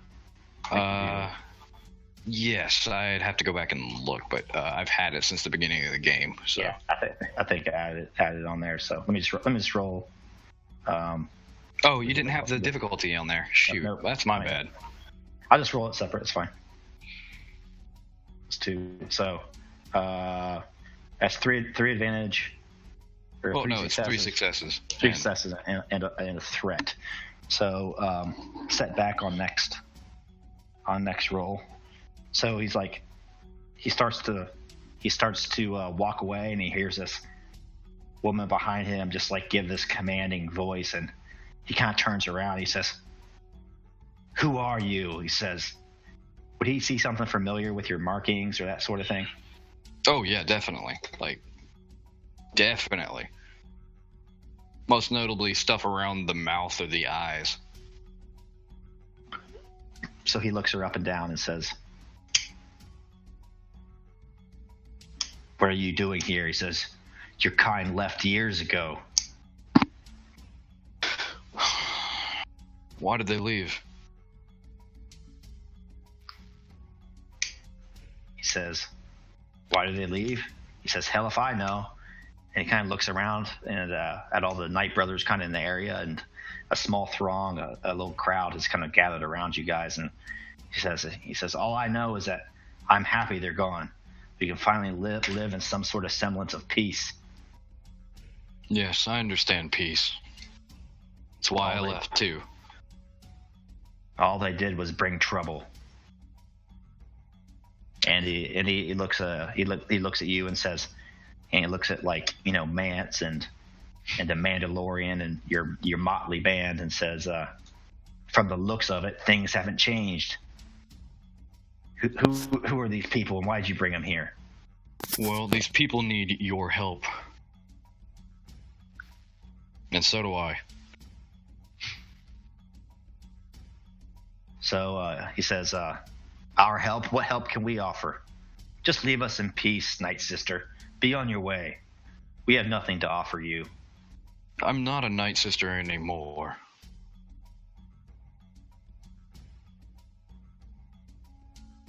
All right. So we need some other sort of check to get him to talk. You want to coerce him again? Does one of the other PCs maybe want to get in on the scene, or? Yeah. I wasn't sure. Roll intimidate. Yeah, I just don't know if we can understand what they're saying. That's the only thing I was. Unless Europa's. I can act as a translator, so Yeah, don't worry. You can see, like, what are they saying? What are they saying? And it doesn't have to be with this specific Zabrak. It can be other Zabraks or anything like it. Right. So what are we exactly here for? We gotta acquire an army. We're trying to hire them, basically, is what I assume. Although I figured it'd be a lot tougher than this, which, wow. Put it simply, yeah, you're here. That's why you're here. Okay. Right. Our overall mission is to travel the galaxy and gather up all of the remnants of the warlike races, the Force tradition. Force. Right. Yeah. Exactly. And try and build an army with which to fight the First Order. Okay. So I guess I would step up, beating my wings, like hovering, probably like almost a foot off the ground. And I say, they're called Night Brothers, right? Correct. Okay. Yeah. So I say, Night Brothers, we have been searching for an army to push back the invading First Order. We've come looking for your help in making such an army. The First Order only wants destruction and death for the galaxy. We are the opposite. Wish to protect peace, and that includes you. So I'm guessing Europa kind of translates that. Yeah, something to the effect of, like, in their words of, like, explaining, like, we're seeking great warriors to help aid in a conflict, and adding on to the fact, like, they'll be rewarded, and this is me assisting. So You're assisting. So we'll get a blue to this one. So what do you want to do? Do you want to charm? Do you want to how do you want to convince this guy? I want to use my natural leadership skills and this, try to rally them up. So you want to kind of lead them. You want to set an example and kind of make it clear that they could be in danger unless they stand with you guys, even though the threat's not apparent to them. That sort of thing. Yeah. You could give, like, a grandiose Winston Churchill speech, basically. Yeah. With me as, like, an interpreter. Yeah. There's this throng gathered around you guys, and this is the first time you've heard Mance speak, and he kind of starts to orate, and you guys might be a little bit like, what? This guy talking the silver-tongued Tordarian starts to speak, and I want to have you. Let me set your difficulty. These are kind of peons, so it's not hard. It's going to be 2 purple, but it's a black because you get a setback unless you have a talent that negates it. Because I do. Okay, so I'll remove that because they're like, they don't see any danger anywhere. Like, why the hell should they get involved in anything, right? Mm-hmm. And then I'm going to give you a boost from the assist of your translator, so your difficulty is set. Okay. And I just click on leadership. Yeah, you roll your leadership skill. Okay. Nice. Sweet. So 4 successes. So you kind of fly in front of your group, maybe, and I'll let you narrate it. Tell me what happens. Yeah. So I think this this humble little nostril thing is able to get the Zebrax worried enough and pumped up enough that they're like looking at each other, nodding. Like this makes some sort of sense. We should hear them out. Speaks to their warrior culture, basically. Yeah, and the danger that they've always been looking for since the Night Sisters left. There's always been this gap. Like they don't know what else is coming now that the Night Sisters are gone.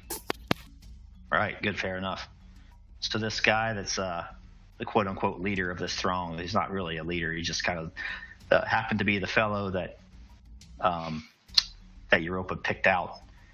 He's just like, we here, as you'll find out, we don't back down from a fight. And somebody else in the crowd kind of pipes up and says, we've heard a few reports from the Corps. We figured it never reached this far out. Nobody's come here since the Clone Wars, or at least nobody we care to mention. Oh, that's a lie. I know the Night Sisters, for a matter of fact, were here. He kind of narrows his eyes and says, they've been gone for a while. Well, it couldn't have been any more than 7 years or so. I mean, I grew up here. He says, it's been no more than 4. And the guy says, at any rate, you're blowing in the wind here.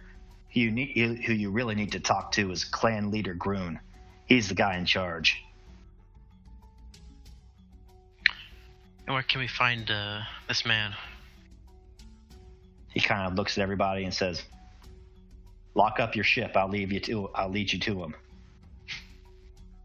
Okay. Malik tells R4 to stay with the ship and keep it locked for them to return. He's like, we're not going to need you because obviously there's no technology here. So just stay with the ship. We probably don't need to blow anything up, so Mox will stay with R4. Yep. Sounds good.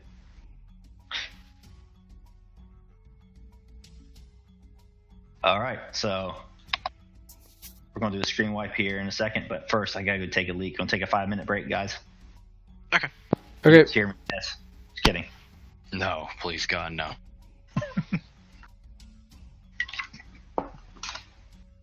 All right, I'll be back in 5.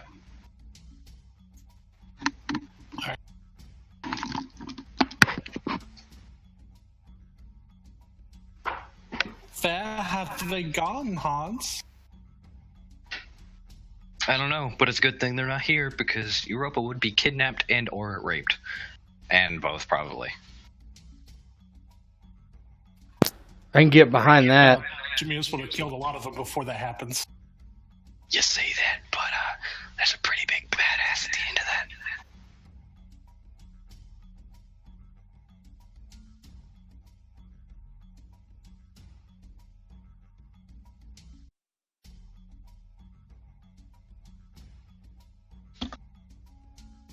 Oh, this is where I can pick up my weapon.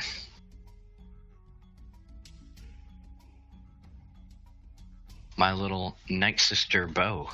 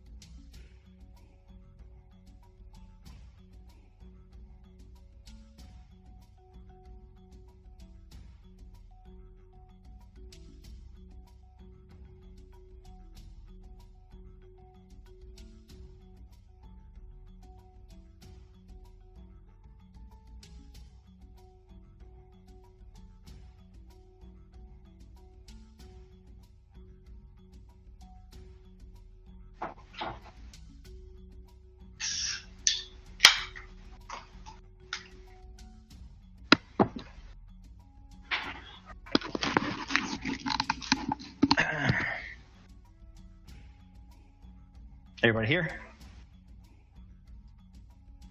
Yeah. See. I am mostly.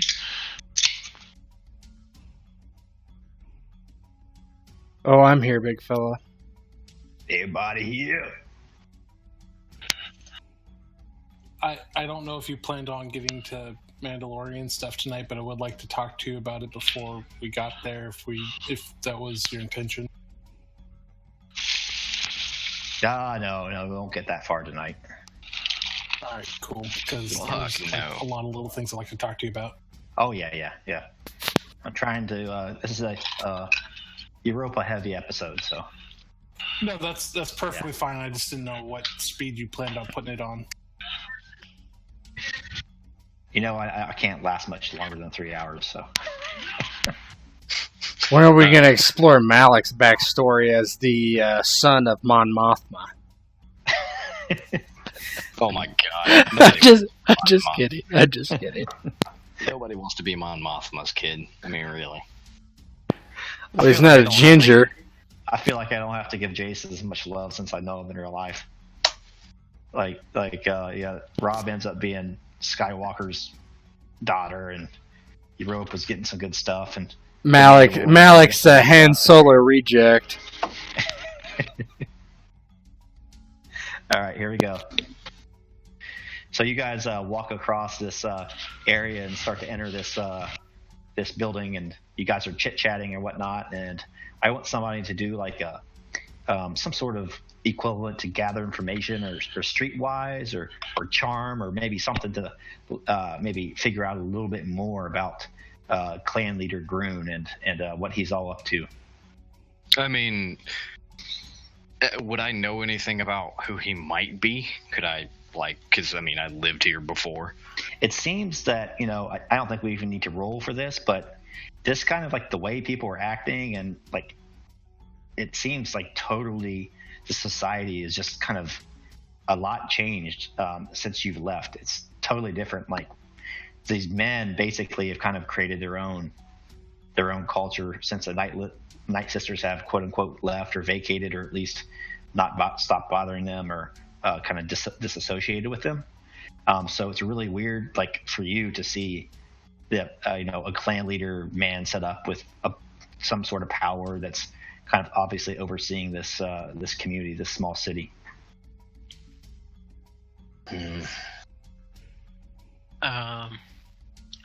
So I'm the man of the people.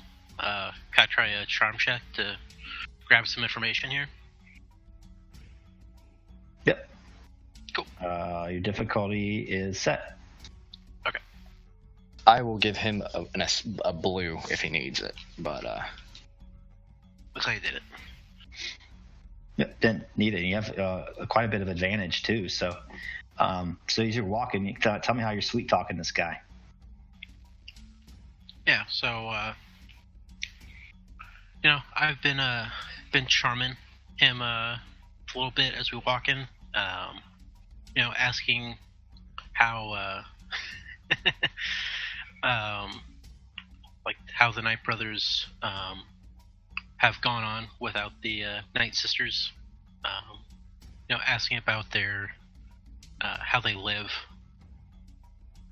how different. 'Cause it's actually pretty interesting to him how these people have made a whole new kind of government for themselves now that their oppressors are gone.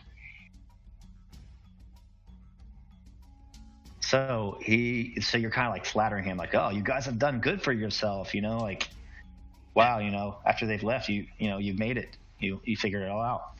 And so he kind of tells you that, after the Night Sisters left, that there was a certain faction that was just kind of like, oh no, the sky is falling, like everything's going to come to an end. But he says, then people like clan leader Groon, they brought us all together, and we've been making it on our own. He says that nobody's really certain why the Night Sisters left. He says there have been rumors of them kind of out in the ruins, but it's only kind of whispers of rumors. Nobody's come around in years and years, except for her. And he looks towards Europa and says, the clan leader may know a little bit more. and he looks around, and kind of looks like he's almost ready to tell them some more. Does anybody you guys are all armed, right? Absolutely. Yeah. If they know what a lightsaber is, then They might know from just stories, but you have them with you, right?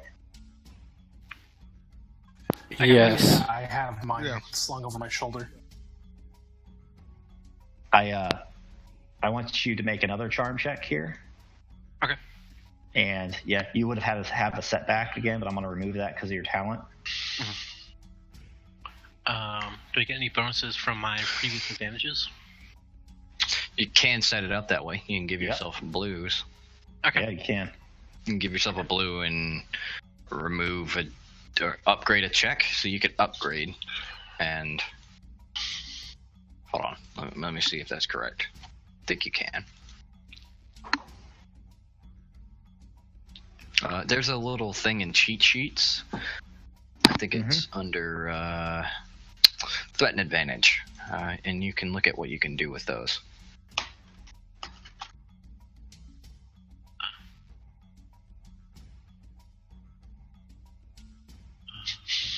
Okay.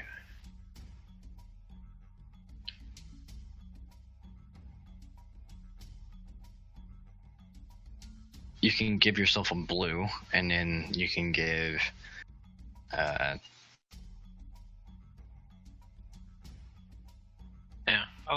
I guess I'll just give myself 2 blues then. 2 blues. Yeah. All right, I'll do that. I'm gonna use a dark side point and upgrade mine once. So it's still just gonna be 1 red and a purple, but I like that possibility of a despair. So Yeah. That'll be interesting. your difficulty's set. Go ahead. Oh my god. Damn. Killed it. So he just kind of spills the beans and he says, clan leader Groon he says, you know what? He likes to intimidate people, but he's a very reasonable man, and when it comes down to it, he has a kind heart. He says that after the Night Sisters left, that for a while they were without food, and he was able to implement rations. Everybody got enough food, and at this point, they have actually started a little kind of thriving economy and are starting to trade with some other Night Brother colonies that are nearby. And he looks down at Europa and Tess, and he says, there, on your side, those laser swords. And he says, hey, listen, you're going to notice, but be sure to tell the clan leader all about those things. He is an aficionado of exotic weapons. He will find those extremely fascinating. Okay. Yeah, so I'll thank the Night Brother. What is his name? They're not commies. They have a thriving trade economy. They almost died, and they had a ration for 1 winter or something. So that's it. All right. So you have some good information there. Yeah. So I'll whisper to the others about what I learned about the leader. All right. So there is at least 1 working turbo lift in this red city, and right now you guys are on it. It's creaky and wobbly. It isn't a long ride though, and soon the doors open and you guys step out into Clan Leader Groon's office. It's a large circular room with a half-circle desk in the middle. The walls are adorned with all these exotic melee weapons of various shapes and sizes from all cultures all around. And the ground is adorned with the pelts of diverse game animals. The rugs really pull the room together, I tell you. This really grumpy-looking, savage-looking Zabrak is standing behind his desk. And he kind of stands up and he goes, the visitors I've heard rumors of. He says, I must say, we don't see many outsiders these days. The ones who come in, start trouble, don't last long. I hope you aren't here to start trouble. my kin has had enough outside influence for 1,000 generations. And your guide that you've kind of made friends with after Europa threatened him initially, kind of says, they haven't started anything just yet. He says, I've been telling them about what's been going on here, about the Night Sisters and everything else. He says, oh, you what? You fool? Just be quiet. Speak when you're spoken to. And then he turns back to everybody and looks at, says, how can I help you? Do you guys just need some fuel? We'll get your ship refueled. We'll get you on your way. Malik looks at the Toydarian and Europa and just kind of shakes his head, and he just steps back and crosses his arms over his chest and lets them do the talking.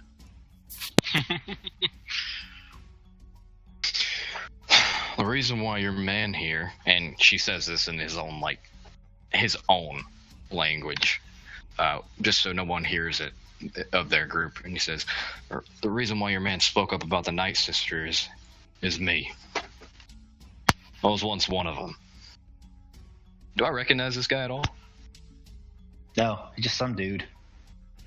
Okay. Well, obviously he's bigger. He's a little bit older than most there. He's obviously very intelligent, more commanding, and obviously a more capable leader than most of the people down in the general population.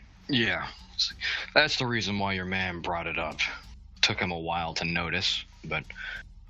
So as you kind of separate yourself from the rest of the group, he kind of takes notice of you. He says, a sister? Here? Again?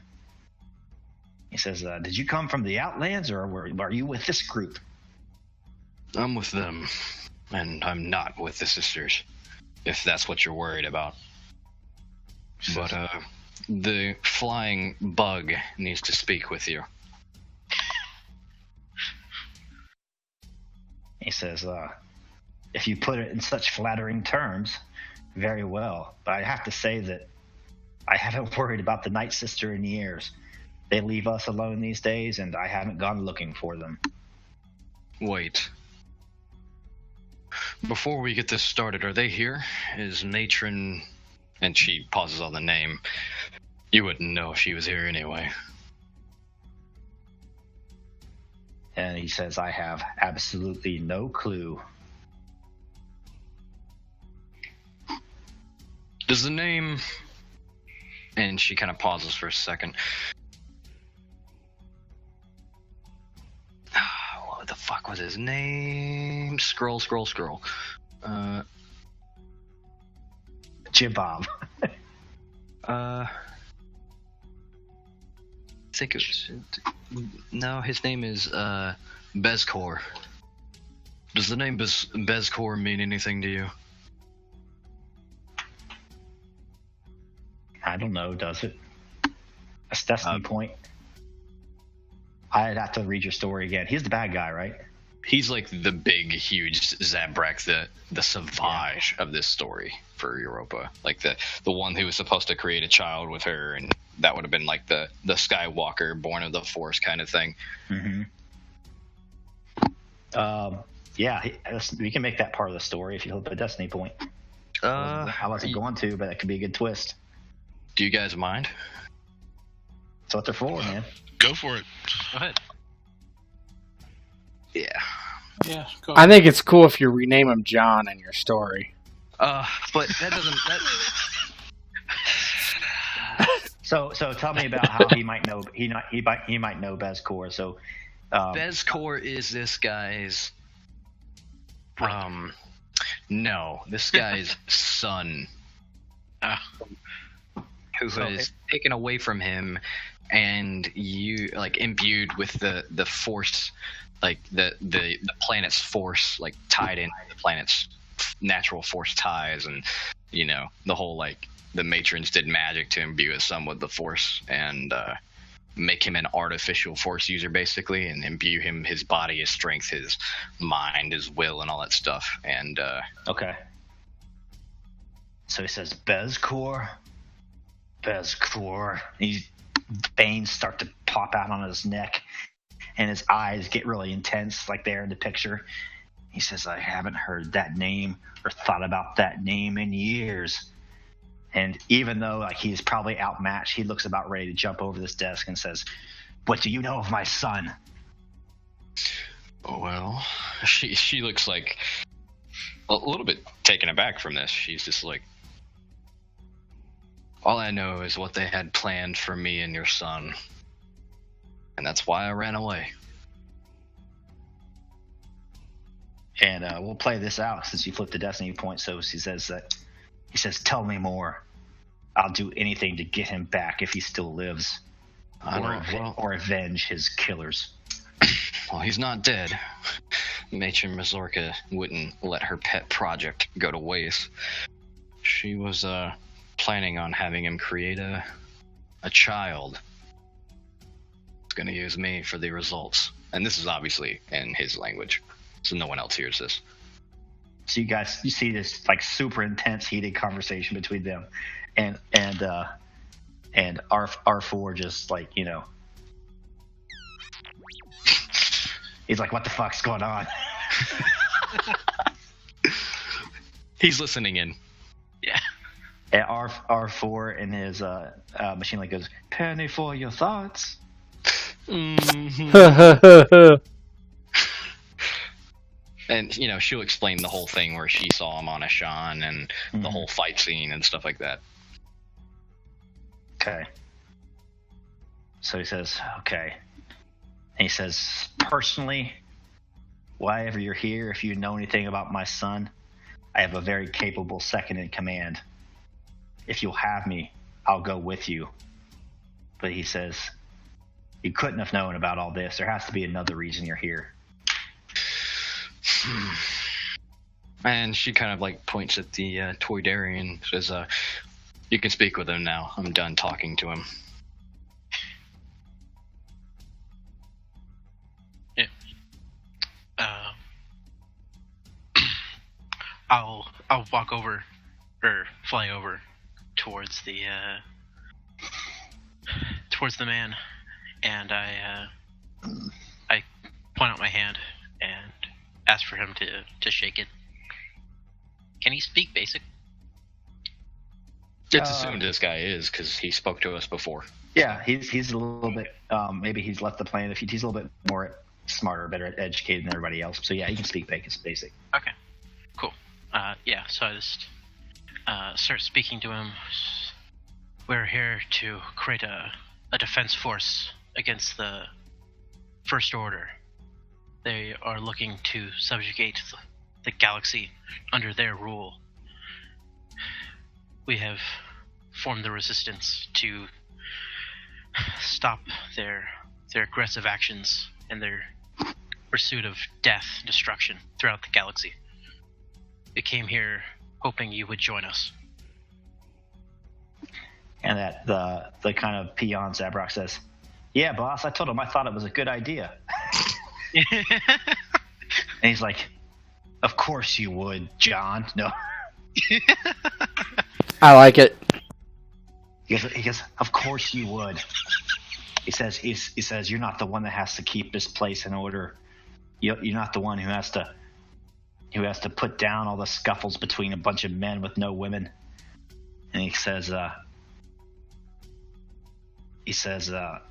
"I don't want to get involved. Last time we got involved in the galactic events, well, you know what happened. We all got destroyed. Now, like I said, I'm more than willing to refuel your ship, give you any supplies you need, and send you on your way. But I certainly can't back this military action." So And you wanna convince him? yeah.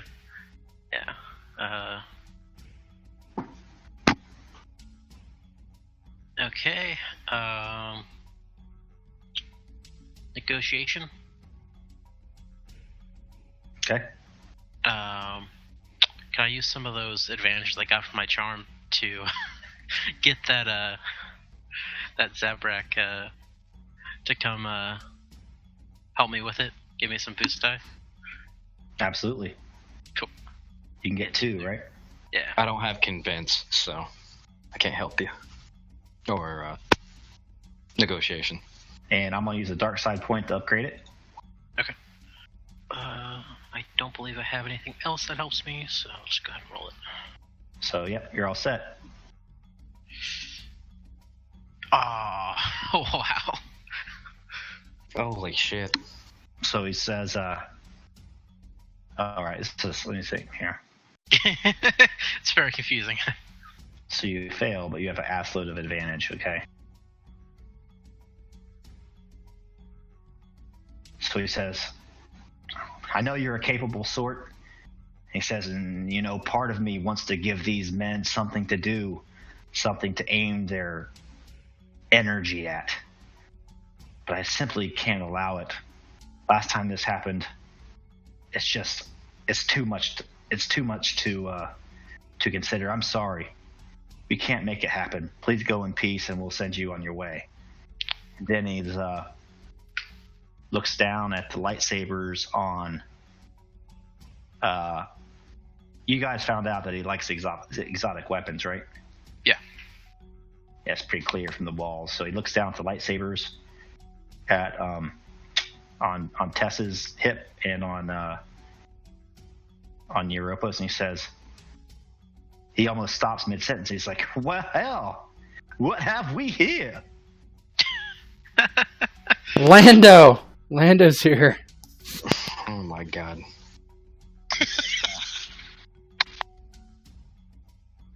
He says, I haven't seen one of those.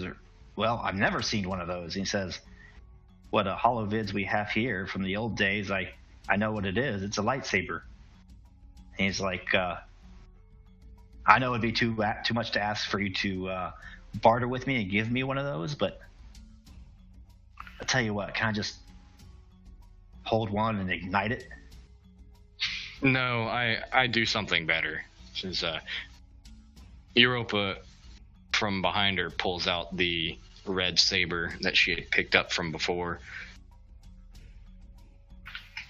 Oh, dirty. I did very much say I picked it up. Oh, I'm sure you did. And I There's video evidence. Hang on a second, my wife's yelling at me. Hang on. wife's Oh, shit. yelling at me. Seems legit. You know, Nature's Pocket just housed that lightsaber. It was it's about a 12-incher. I carried that uncomfortable hunk of metal the only place I could.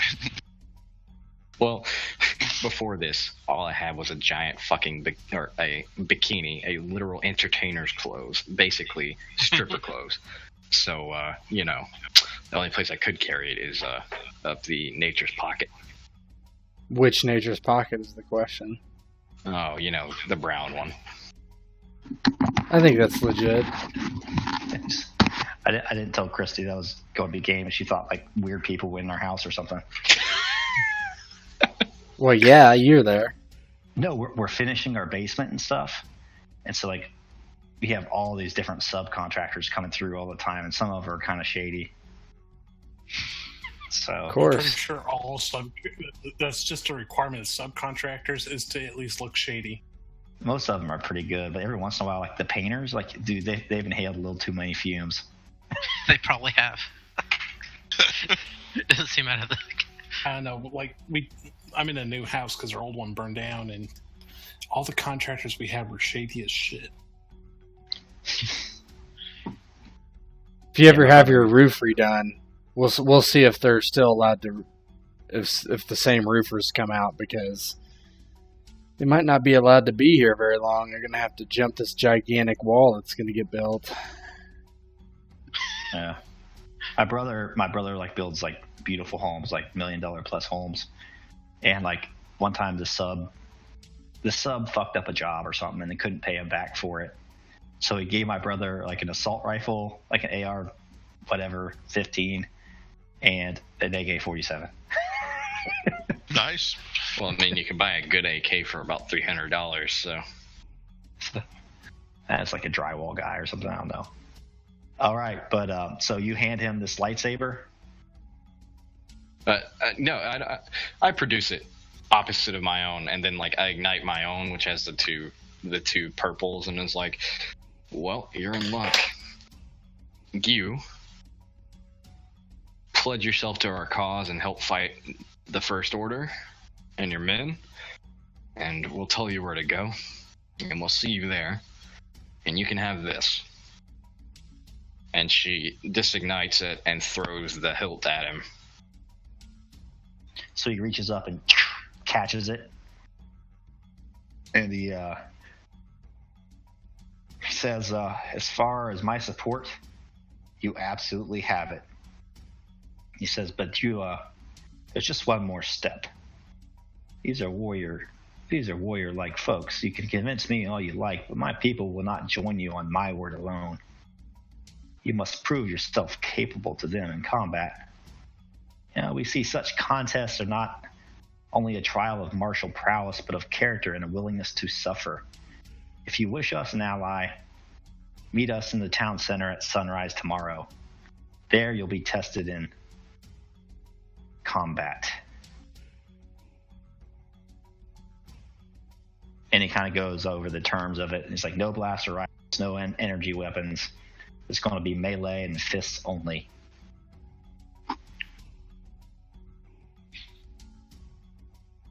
I look to the others like little does he know.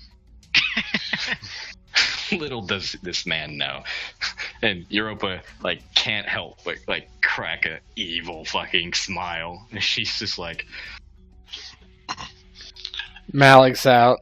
He's gonna watch, do his nails. Venus will actually participate if he's allowed. Believe it or not, I'm actually decently skilled in brawling. these poor men. You're gonna get their legs broken. So we'll move. I don't think any of you are going to be allowed to sit out, but we'll continue. No, Europa will straight up say she will take on. She'll take on. Okay, yeah, we'll cross that bridge when we come to it. So you guys are down with the plan. You're like, okay, we'll leave, and all right. I'm like In the nervously moment that fluttering. Jamil hears ritualistic combat, he's just like, oh yeah, let's do this, guys. Malik goes This is a to baby. Malik goes to Puel Jr. and he's like, "Yeah, Toydarians," and he like pats you on the back and walks off. They don't last long. All right, here we go.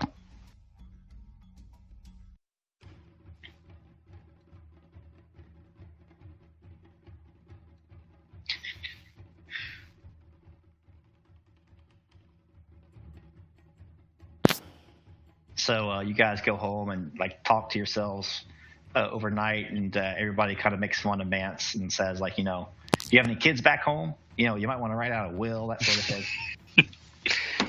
And so You shouldn't have let Europa break your insurance coverage.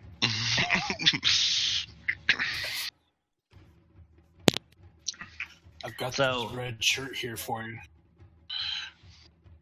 you guys wake up in the morning, kind of sunrise the next day, and there's this kind of a ritualized kind of battleground just out, you know, near the center of town, but kind of offset in this kind of rocky area. And you guys are walking up this path, and you can see there's a huge crowd kind of gathered of these male Zabraks everywhere, and in the middle of this thing, you see a group of fighters fighting with like knives and bow staffs, that sort of thing. They're kind of practicing, and as you get there, clan leader Groon says, "Well," he says, "you showed up." I says, "Are you ready?" I gulp. The question is like Europa just kind of cracks her shoulders and like rolls her shoulders and says like she's wearing equivalently like just like a basically like a top and some traditional like wraps basically, and she says none of them need to help. I'll fight all of you by myself.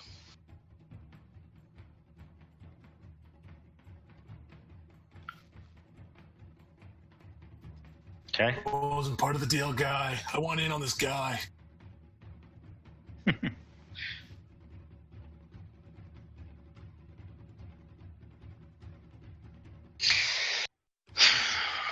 What? The big Zabrax is scared of a little girl?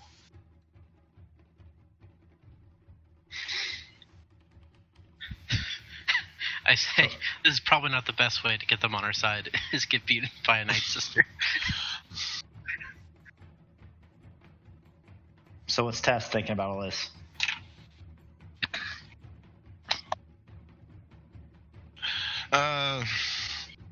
Yeah, well, Tess isn't real big on hand-to-hand combat, but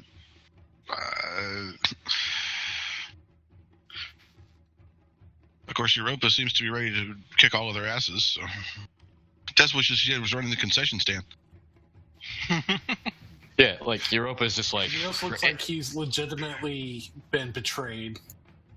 So there's like a moment where she's like, "No, but really, I'll fight for those of my company who do not wish to fight. We have some amongst us who are just here to speak on our behalf. So I will fight in their stead." Clan leader Groon says, he nods, he says, very well. He says, we appreciate this champion system. He says, we do the same thing for those that are frail and weak. He looks at Mance. Like you have a half-hearted smile, like awkwardly. He has his cool looking new lightsaber hanging on his belt.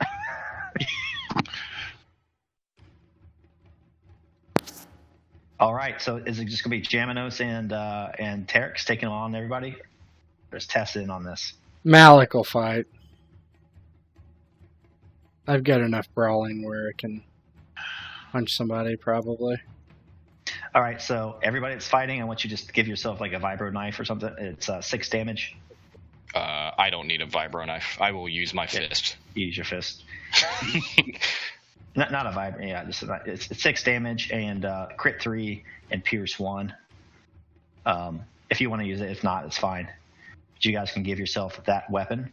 It sounds like we're doing fist fights. Like, we're not trying to kill our opponents, so it might be best just to use our fists. And I know the damage off for that. Yeah. If you could do that too, but you can stop before killing them. That's true. You could probably use. He did say melee or unarmed. Yeah, they're not going to. This is like a culture that doesn't pull punches, and they're fine with being wounded. And if somebody dies honorably, it's like fine. 5 damage, 3 crit. You said 6 damage.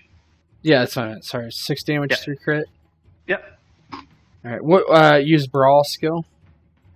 It uses brawl. Or melee, I'm sorry. No, a vibro knife uses melee. Anything like a brass knuckles or fist uses brawl. Melee. Oh, that's better. Right. Okay, that's fine.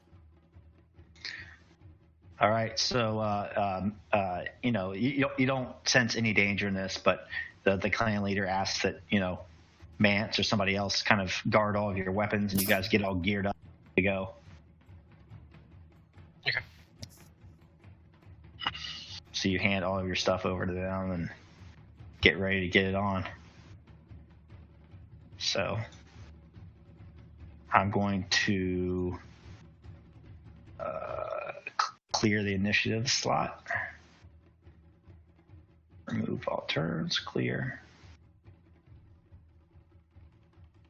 And then I'm going to roll my initiatives for my NPCs. There's only 5 of them. Cool again after I raise my vigilance.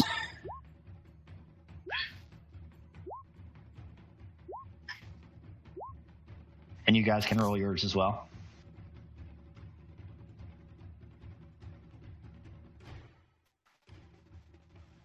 One second.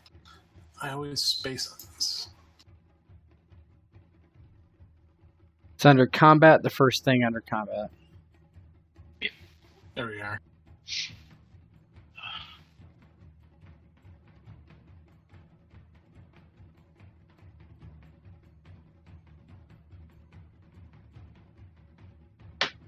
So, task wanna? No, Tess will guard the weapons with Mance. Okay. I can hang back. All right. So everybody's done. Let me look at these.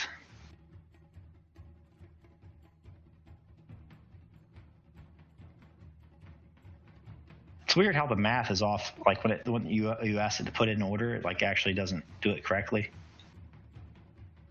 Well, it goes in a number of 31, 22, 13, 13, 12, 11, 10, 3, 1. I just manually had to sort some of them out though.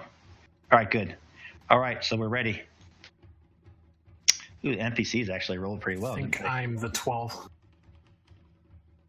It doesn't really matter. They're interchangeable. Yeah, I noticed this last time. Like PC initiatives are interchangeable, so it doesn't matter what you rolled. You can go at any time. Just determined by the PCs. It's supposed to be like a movie style game where, like, things happen and you can take turns whenever. It just, Yeah. So, clan leader Groon says, "These men and women here have come here seeking our aid against the looming menace." He's kind of on your side now. So, the looming menace of the First Order. Even as we stand here, the Force Order devours star systems from the core, reaching outward even to our red planet. Unless we join these men and women, we might find ourselves soon under the boot of the Supreme Leader. But first, according to custom, they must prove themselves in combat. I wish you all the best. If anyone dies, die with honor. And at that point, battle is joined, and the Night Brothers kind of rush forward, and you guys start mixing it up with them. Notice I did say that I was going to take on for those who didn't fight in our group. So there's 5 of them. So you guys have three versus 5. 3 versus 5. And they better hope that they do something to me, because if I get to swing, I might kill them all in one. They're kind of individual. They're not minions. They're all, each together. So only one at a time. All right. So the first one kind of rushes towards the most capable-looking fighter of the bunch, which is obviously Europa. Yeah, she assumes, like, as the fight starts out, she assumes some, like, super fucking martial arts, like, pose, like, like a whoosh, and she, like, in her crane kick stance.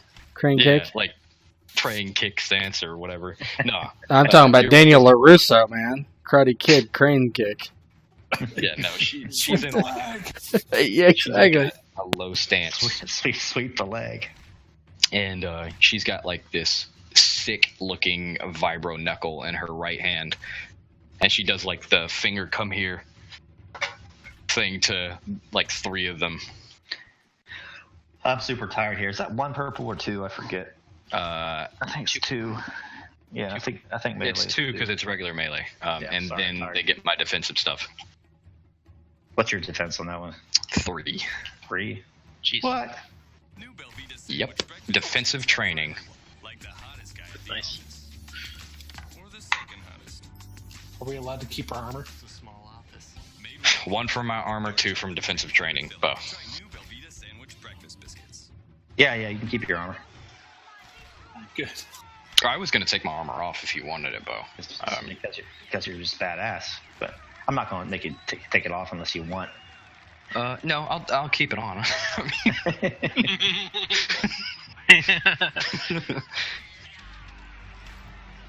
All right, so here they go.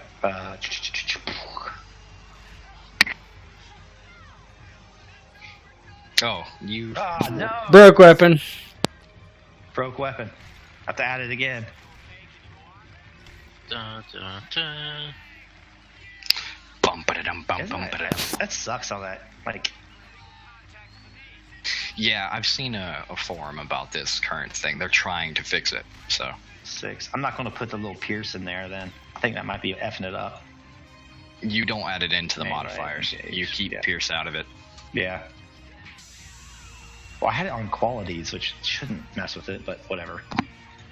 Okay, let's see if this works. Okay. 6, 7. What's your soak? Probably a lot. 6, and I take 1. Take 1 damage. And he's gonna give a boost to his buddy next time. Yeah, she just gets like, some like graze of like whatever he's using, whatever weapon he's using.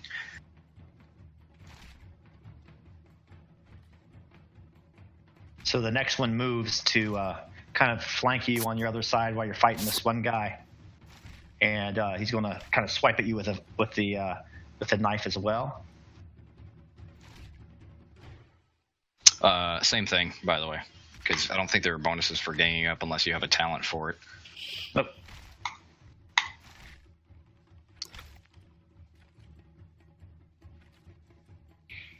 Let's see if this weapon works this time.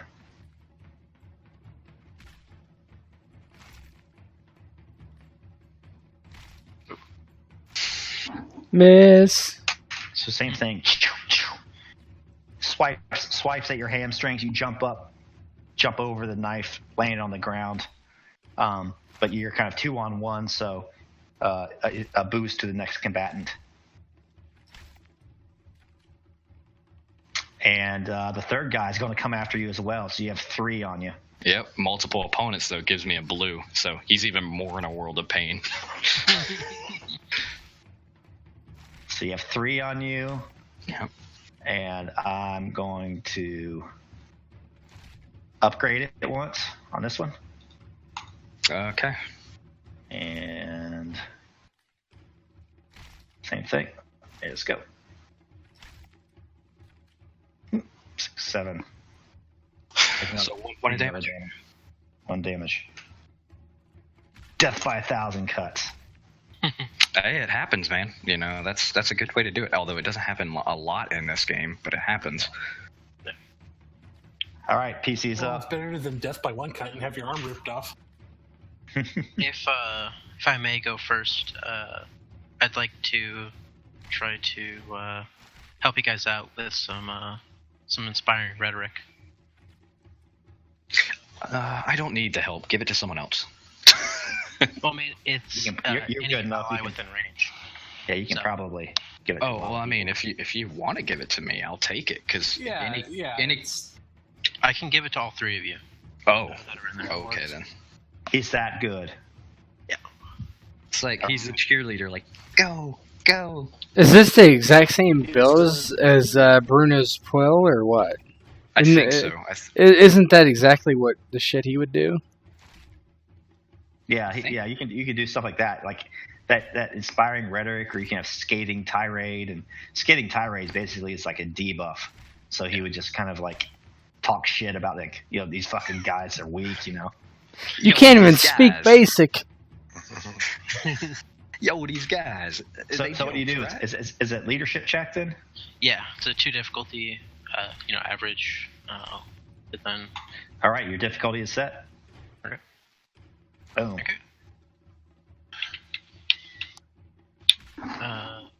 Okay. Bo, So what do you anyone- use that threat for? Just a boost next time. We'll just make it easy. Okay. I'm gonna So- keep moving quickly. So If anybody has any strain, they can heal at least by 3. Nope. But you guys all get a bonus dice for the next 2 rounds. Nice. 2 rounds boost. Yep. Hey, can you?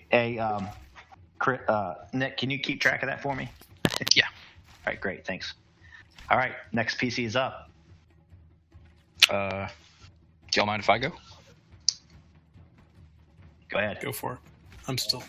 Yeah, because I was only gonna say because I'm the one engaged, right? Like, Yeah, so you're engaged with 3 of them. so I haven't put any modifiers in, but I need you to put in for me, Bo. I need you to give me a blue because multiple opponents. All That's a talent. And I need you to give me a blue from what's his face. Yep. And I think that's it. I don't think I get anything else. And I need to take, I believe, that out. I don't know how the thing's going to work, but I have put a point into Brawn, or committed a point So I'm gonna add, unless you want to add the green yourself. Do you want to add the green yourself? Yeah. Is it just going to be like, how is it going to? Committing a point gives me another green because it You'll have upgrades another my green. brawn from 4 to 5. Okay. Yeah. I have that on there then. Okay, and other than that, I'm ready to go. All right, you're all set. Let me go to combat real quick and hit the button. If this is a white on the force die, it is a success.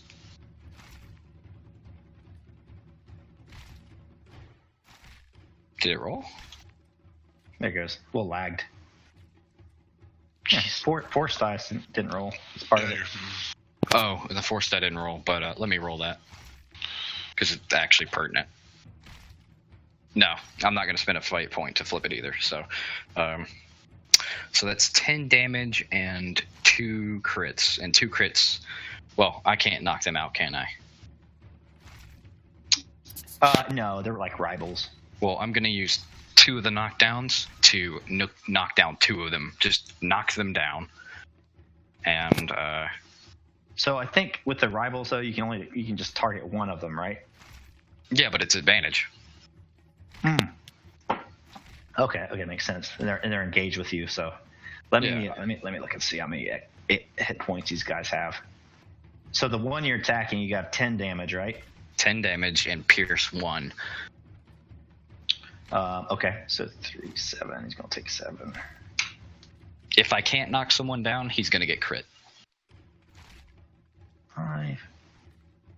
Okay, yeah. So the guy you attack, you just like, I'll let you RP it, but What is he? Is he Dunzo or no, he's not done yet. how bad hurt is he? A little over half.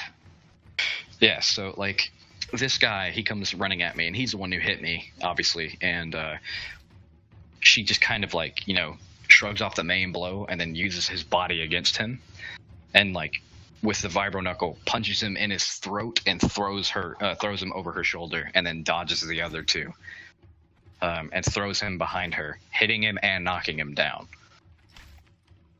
All right, so he's knocked prone and he gets critted too. Unless I can use the advantage on knocking someone else down. If not, then I'll crit. So you have what, 4 advantage? Yes. It only takes 2 to activate a quality. So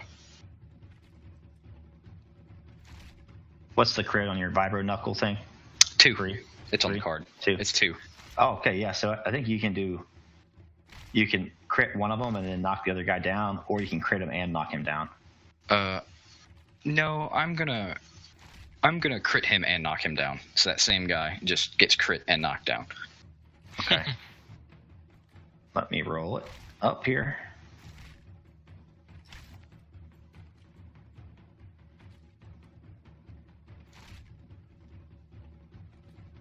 Sudden jolt. What? Do crits on rivals just kill them? No. No. What does that do? May only act during the last hero initiative slot. Oh. So he's down to the bottom of the initiative. Okay, for the next turn. All right. Yeah. Okay. So he can't act until the end of next round, I think. Yeah. All right, that's annoying for bookkeeping. I mean, you could say that he bows out because he just got hit for half his HP. I mean, it's up to you. Yeah, I think that's fine, actually. So you whack him, you hit his throat, he's staggered backwards, you hit him again, you pick him up, and he would only have 5 HP left. So you throw him over your shoulder, and he's just like, ugh. He's laying there on the ground, just rubbing his head. Next one. NPC's up again? Yes, I'll go. Oh, I thought it's still. Go ahead. Yeah, I think NPC's up again. We have 2 more of those. So the next one, so one of those is gone around you, Europa. The next one it goes after Malik and attacks him.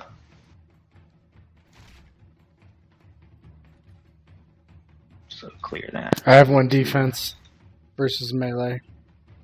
1 defense. Mm-hmm.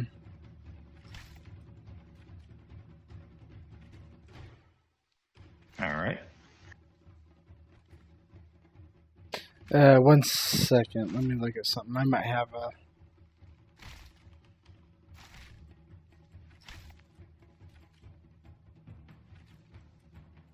Nope, good.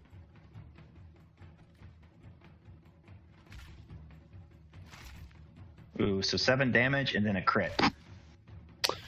I take 1 damage. And then his crit is reduced by 10 for my durable. I'll look at the crit table right now, so just roll it. Roll it up. You can do that modifier on there, I think, when you minus 10 from it. Oh, Yeah. yes, you can. Never mind, I don't even need to. Oh, it's already on here. Okay. Oh, God.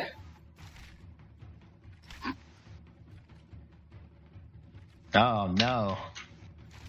Ooh. So he hits you and kind of like cuts you a little bit. You're like, God. Oh, wait. I already had a crit set because it wasn't cleared. Oh, okay. Oh, That sounds okay. that sounds bad. Why don't you clear that out then? So, It's gonna fuck it up still, though. hold on. I can tell you what it would have been. It would have been a 56. I think. I can probably get in there and clear it out for you, can't I? I cleared it. But it just goes back to... It still says it's 76 when I clear the other one. So you have to clear it out and roll it again, basically. Let me look and see what 56 is. I think it's a 56. The other one was a 26. Crit.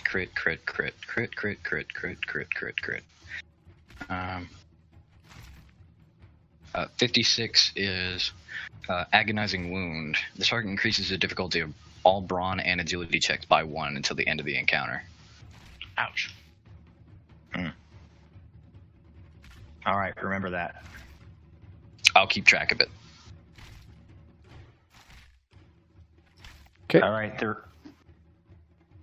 the remaining one goes after Jaminos and runs towards him, moves to engage range, and attacks.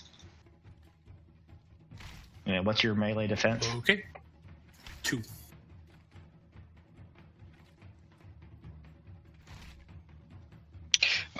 Bo, for example, my range defense is 1. So that's how you kill Europa, is you shoot at her. How? 6, 7, 8, 9, 10. 10 minus your soak, whatever it is. My soak is 7. So you take 3 damage. Yes. And you get a boost. Jaminos, the next attack you make against a opponent, give yourself an extra boost, okay? Yeah, you mean a black? Well, if you attack them, you get a boost. Oh no, he generated a threat. Never mind. Yeah. He generated a threat, so it's good for you guys. All right. All right. Jamil's kind of, or is it still? Nope. It's Malik and Jaminos still need to go. Oh, so Malik's going to go first. No, you go ahead. Go ahead. All right. Unlike Europa, Jamil takes a very different stance, a much more, basically kind of like a stance similar to what Krav Maga kind of thing meant to be quick and brutal. And he goes to attack with his vibro knife. I forgot that these guys have adversary 1, so I'll starting next round, I'll add that in. I won't do it. Yeah, I was gonna say something. They seemed a little. Yeah. Oh. Yeah. But I won't do it this round. It's fine. So let me set your difficulty. Give me some time. Give me some time. Yeah, give me some time. So we got that, and you get a boost too, right? Because of that more recent one. So okay, it's set. Roll it up.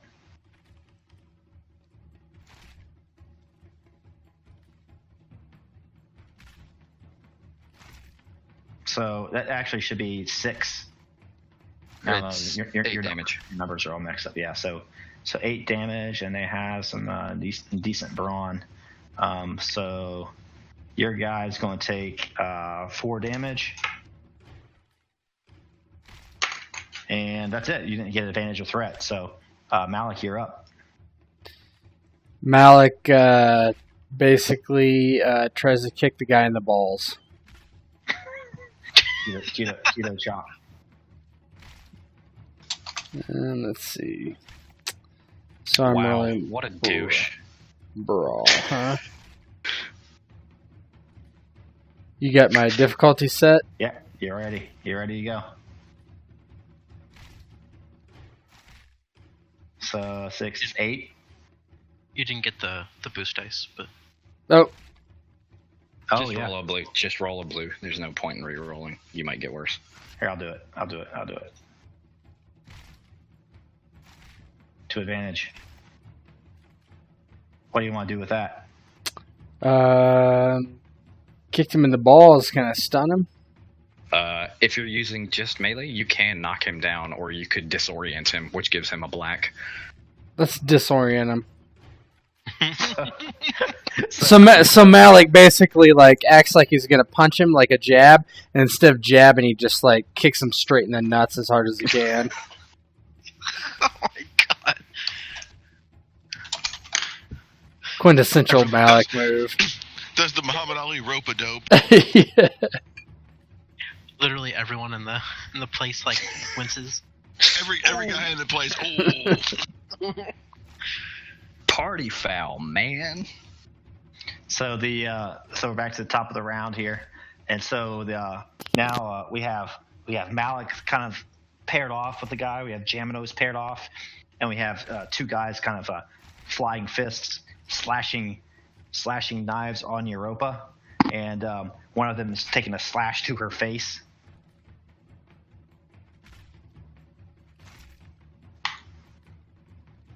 I'm going to upgrade it. Yes, use all your dark side.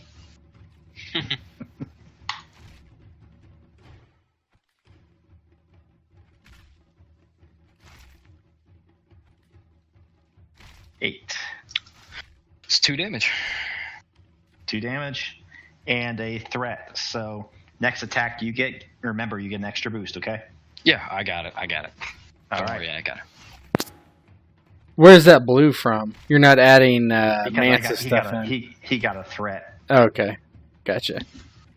Yeah. His blue. Why would I get a blue? Why did he get a blue? We get a blue from inspiration from Mance. We get a blue Yeah. from Mance. We get a blue from the threat. We get a. Oh, I have on here like it was a advantage they got from earlier for something. I had. Like, That's fine. That's fine. I was just making sure you weren't. It just stuff wasn't just I still on should your actually have thing. another blue then, but oh well, it's not a big deal. Yeah, All right, it's so too late.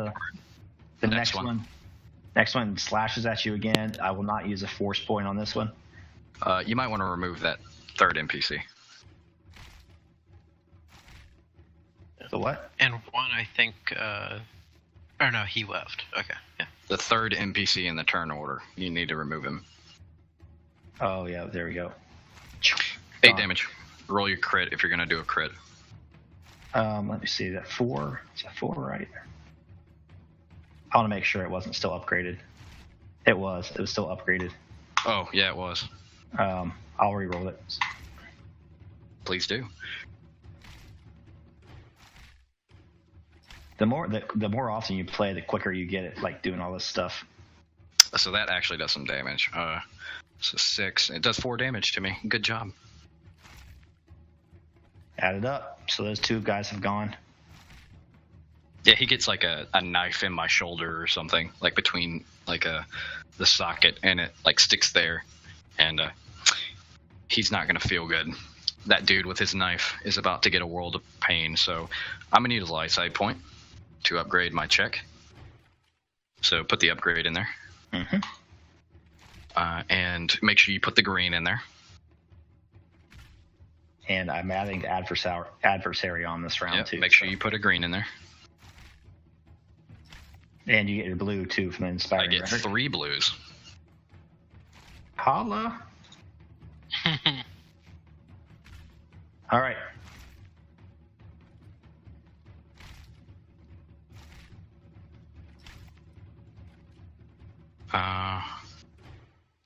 Yeah, that's 10 damage and an advantage. And he's going to get 10 damage 6. done to him. And Okay. I'm going to use that advantage to kind of shove him back and into the other guy that's next to him. And Jaminos' guy is going to get slammed into by my guy, the one who I just hit. And that's going to give him a blue attacking him. Because he's a little bit off balance. Yep. Stance is off balance. Okay. By the way, that's half his HP in one swing. Yeah. Next is he's up.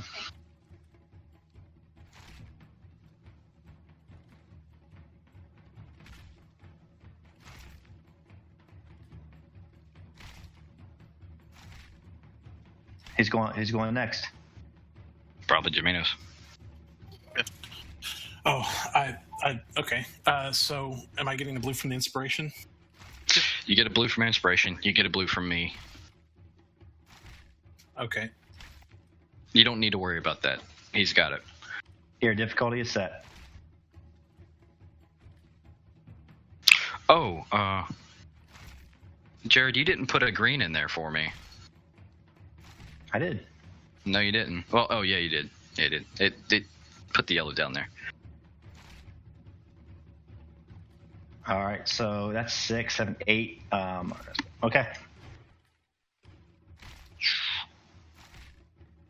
So Jaminos, you press the attack on your guy who's off balance, and you knock out his teeth. He's not knocked out, but he falls down to the ground, and he kind of looks up at you, raises his hand. Hey, I give.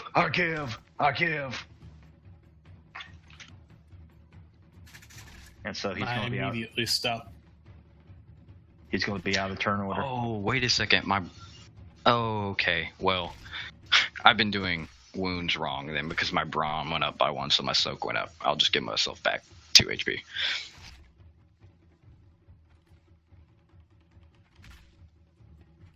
Anyway, go. A lot of math. So Malik's up.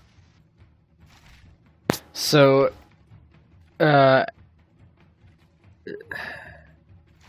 guy who's double over after I kicked him in the nuts, Malik just like reaches back and just like throws an overhand punch towards his Haymaker. back of the ear. Yeah. All right. You ready for this? You still get an inspiration, right? Yep. Yeah, here's the blue. one blue for me. This is the last turn. Last one. Just let me know when you're ready. I'm ready. I'll 6, 7. Actually, 7. Yeah. Again, you just like he doesn't even give. He just falls like a ton of bricks. You hear his head hit the stone, and just thunk. And there's a little trickle of blood coming from the guy. Not cool. Coming from the guy's ear. I mean, So these guys are adversaries, aren't they? That he should use that triumph to crit. It shouldn't just be an insta win, but No, he already had. You had already hit him for some damage. Yep, I kicked him in the balls last time, right? So Yeah. I did damage last time and did damage this time. I'm gonna use a triumph You'll for. also never have children. Oh, that's not my problem. So Malik goes and puts his foot on the guy's chest and like does a Hulk Hogan type of flex and passes. Can I keep the inspiration going by giving blue dice to everybody else for 1 or 2 turns with my triumph? Something like that. I would say, yeah, narratively, like you kind of keep the high hopes going. I'll give you everybody a boost for another round. sweet.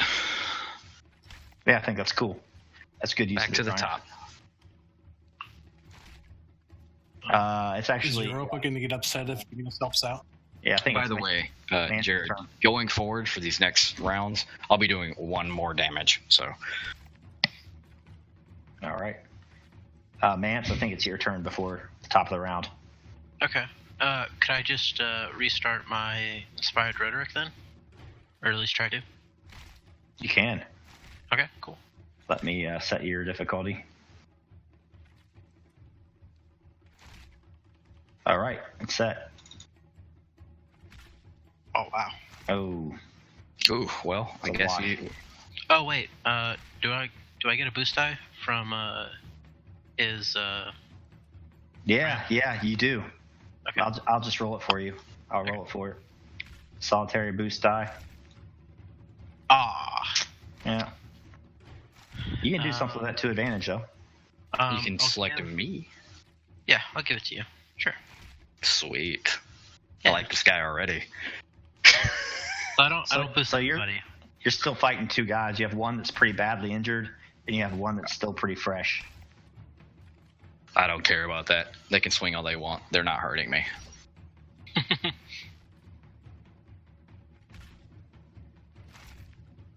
So let's see here. That's it. All right. So again, they try to team up on you. They're gonna ride the train on your ass. And I'll use the dart to upgrade it once. Oh, silly GM. We don't use light dark enough. I have to start using that shit more. I know, right? Like, that's the problem I find with this system is that I Yeah. forget about the whole You forget. light dart. It's a fun little twist. I mean, it doesn't really change that much, probably statistically. I like that you're using it though, honestly, because this is the planet to use it on because it is a dark side planet. Yes. So your defense is 3, correct? Defense is 3, yes. Mm. I don't have any special talents for Brawl. I would have if I picked my normal class, but you gave me a lightsaber. Ooh, that's so 7, and then I take 4 damage from that. So that brings me down to 11. You have a lot left. And I'm gonna use the advantage for a boost. To the next one. So Is he even going to stand up and fight? Because fuck. He has 4 left. He can take a shot at you. Well, he is going to die. So 2 there, and I get a boost. Oh shit! I need to get rid of my critical. Fuck. There. You can add criticals pretty easy too. You just type in the number and hit add critical, and it'll add what. Oh, you can? That's cool. That's how I put the 56 back into mine. That way. So he misses threat, and then also a triumph. Those are the ones that are always head scratching. They are. You can use stuff like make me drop a weapon. You can make me get rid of my defensive bonuses, which basically means I have no melee defense. I think that's good then. He ends up like he misses, but you kind of stumble a little bit. You actually get off guard for once in your life and are a little bit off balance for the next attacks, if it even makes to that round, which I don't know if it will. All right.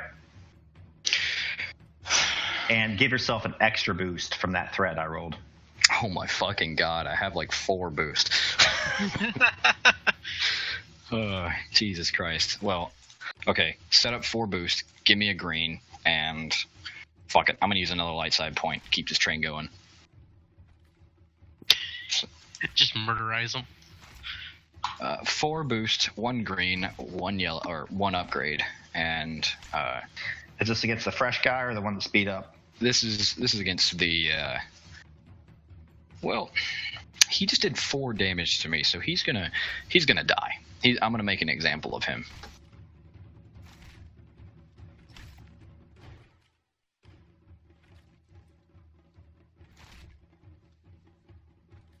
So, yeah, you got everything set?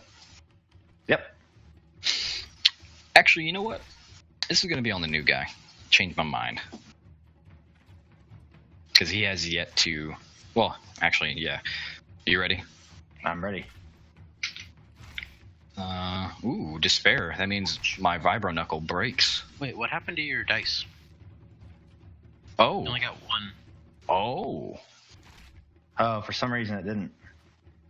That's weird. That is Why weird. did you do that? That's a bug. You rolled. Oh, you know what? You're rolling manually. You rolled it. You didn't roll your weapon. Oh, okay, yeah.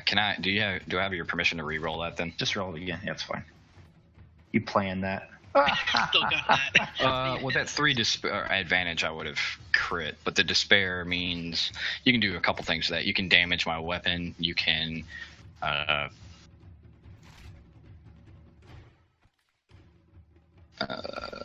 gonna take conflict to flip that light side to damage.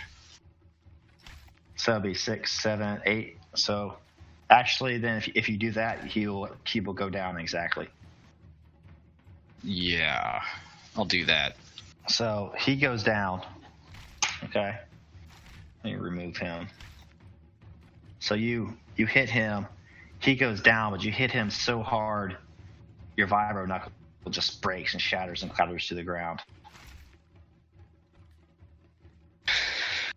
Yeah. You break your weapon on this guy's face.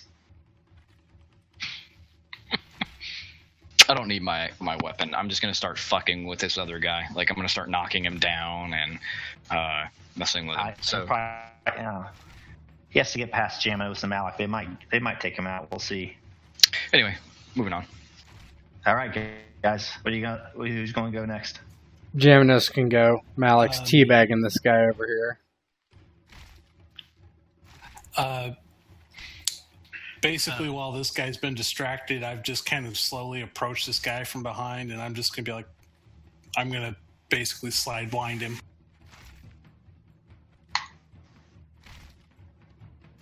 So, my blues... You get a boost from Malik. You get a boost. Yeah. You still get my boost die. This is last turn, though. So I got a boost from Malik. I've got a boost from him. So whenever I'm set, just let me know. I'm ready.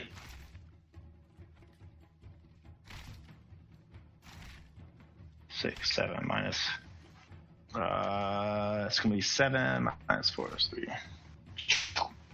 So you hit him hard, and then what are you gonna do with the 3 advantage? You gonna crit him? Oh yeah, I'm gonna crit him, and I haven't actually realized this until now, but I have 2 points or 2 boxes in. I'm gonna look at it.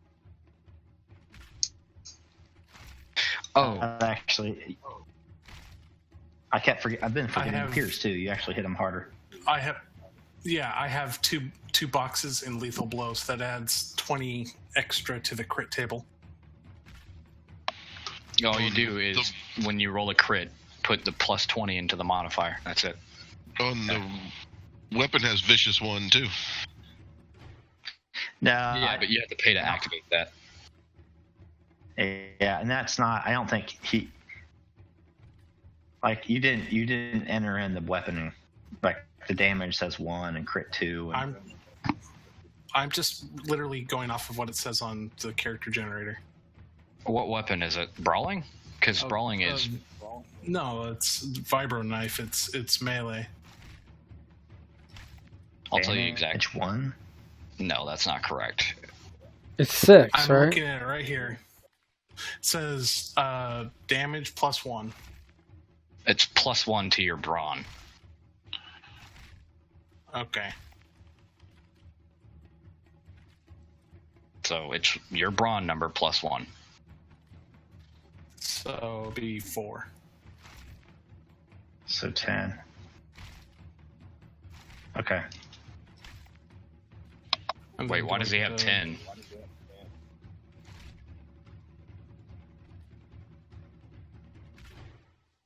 And did you add the 20 from the... Oh, is it plus 20, not plus 10? Yeah, you can Yeah, it's just plus 20. remove that critical and type a 76. Yeah, if you type 76 in the box and hit add, it'll. 76. Oh. Get to attack again. Get him. So Jaminos did 5 1 damage second. in that attack. Yep.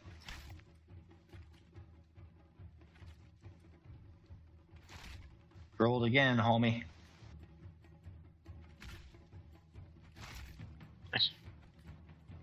I've just been I'm just playing this out like it's 6 damage. For some reason, what I looked at, it just said 6 for the.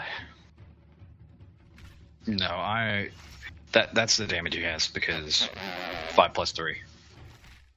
Melee damage. Or rather, no, it's 7 damage, so 4. Melee.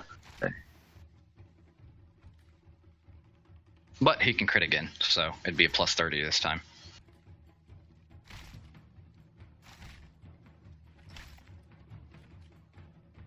There's some sort of knife that I wanted Lethal to use. blows I ain't think. no. Some other sort of knife. I mean, that's what a vibro knife is. It's plus 1 mod. Yeah, there's some. I forget what it was I was looking at. There's some other sort of knife or whatever that was just like. Whatever. Okay. He did 7 So- damage, 4 soak on the guy. So 3. So he's about ready to go. You need to roll Okay. another. Well, no, critical on. Is it a combo knife, combat knife, or a vibro knife? Vibro knife. Okay. Yeah, then it's 7 damage and Yeah, my 4 soak, and roll a plus 30 crit. Or rather, plus 20 with the. It'll add the modifier in for the other crit.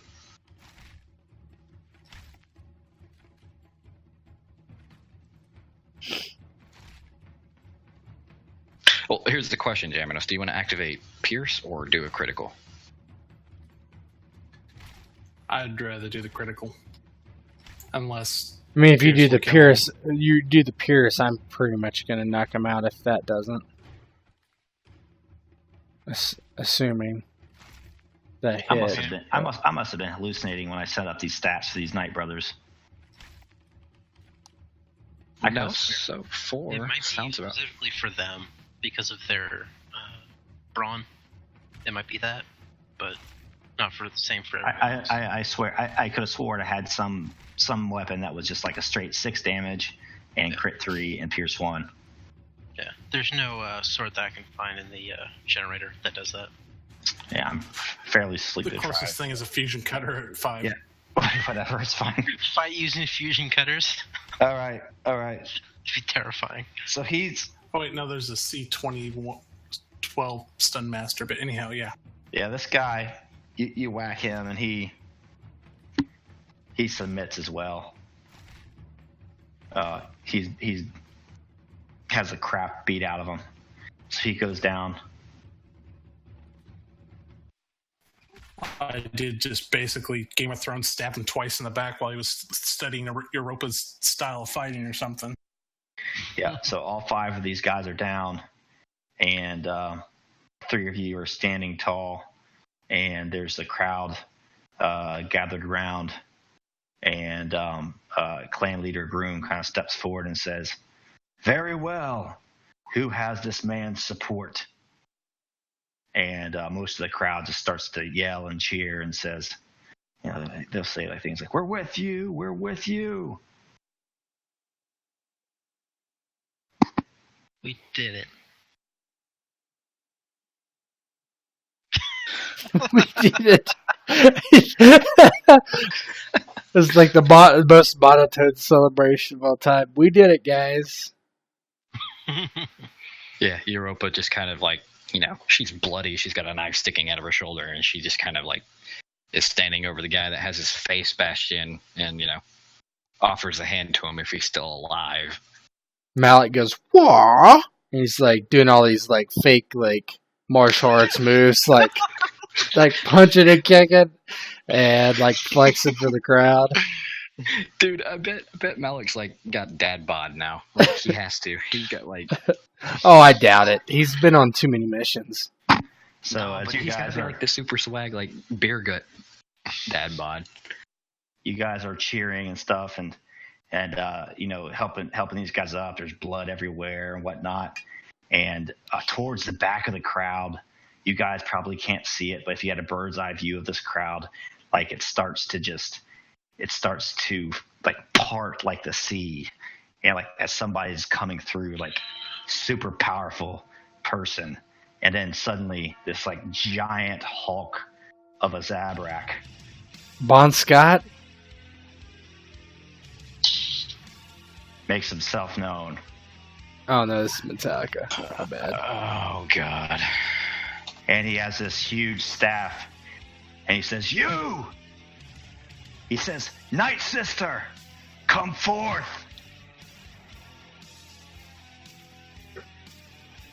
And clan leader Groon just kind of like looks perplexed,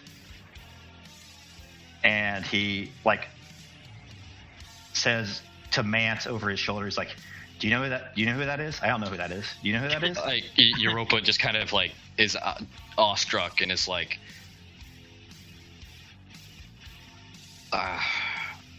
fuck, they know we're here. That's Bazorka. It's not him. Oh, it's not. Oh, It's a giant ass dude like him, but you don't recognize this guy.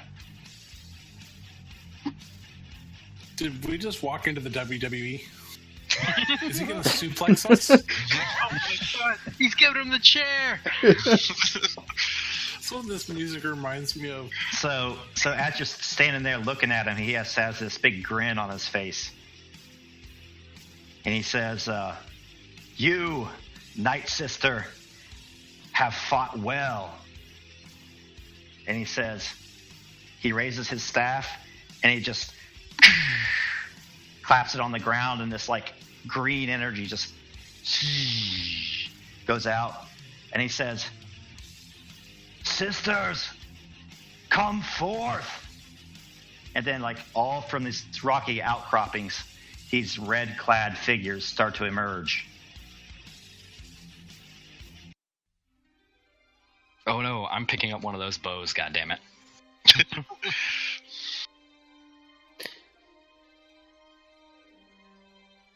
So the all the Malik brothers- takes off his shirt to placate them.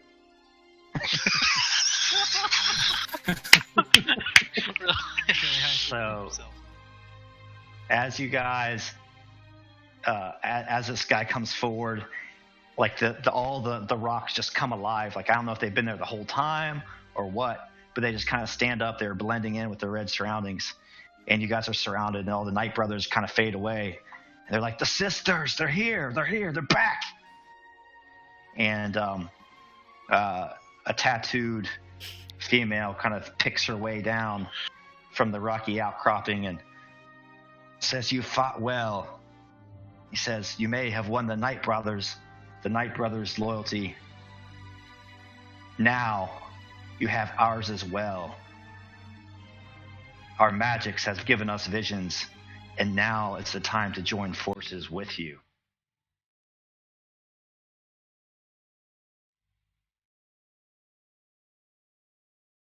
Like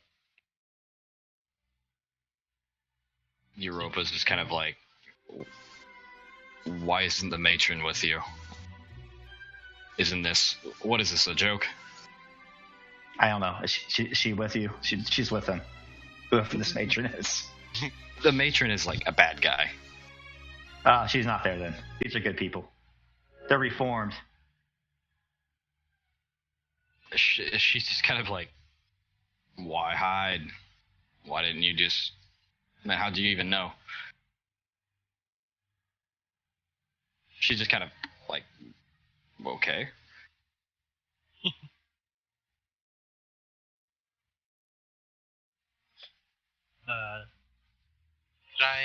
Could I fly over? Oh, it's the end of the game, is what's happening, because Bo is doing his shenanigans. Okay. That's it. That's the cliffhanger. Okay. And the last thing Jameos gets to say is, Ensign Ricky, hand me my goddamn weapon. All right. That's it for the night. Yeah, that's cool. That was fun. I got to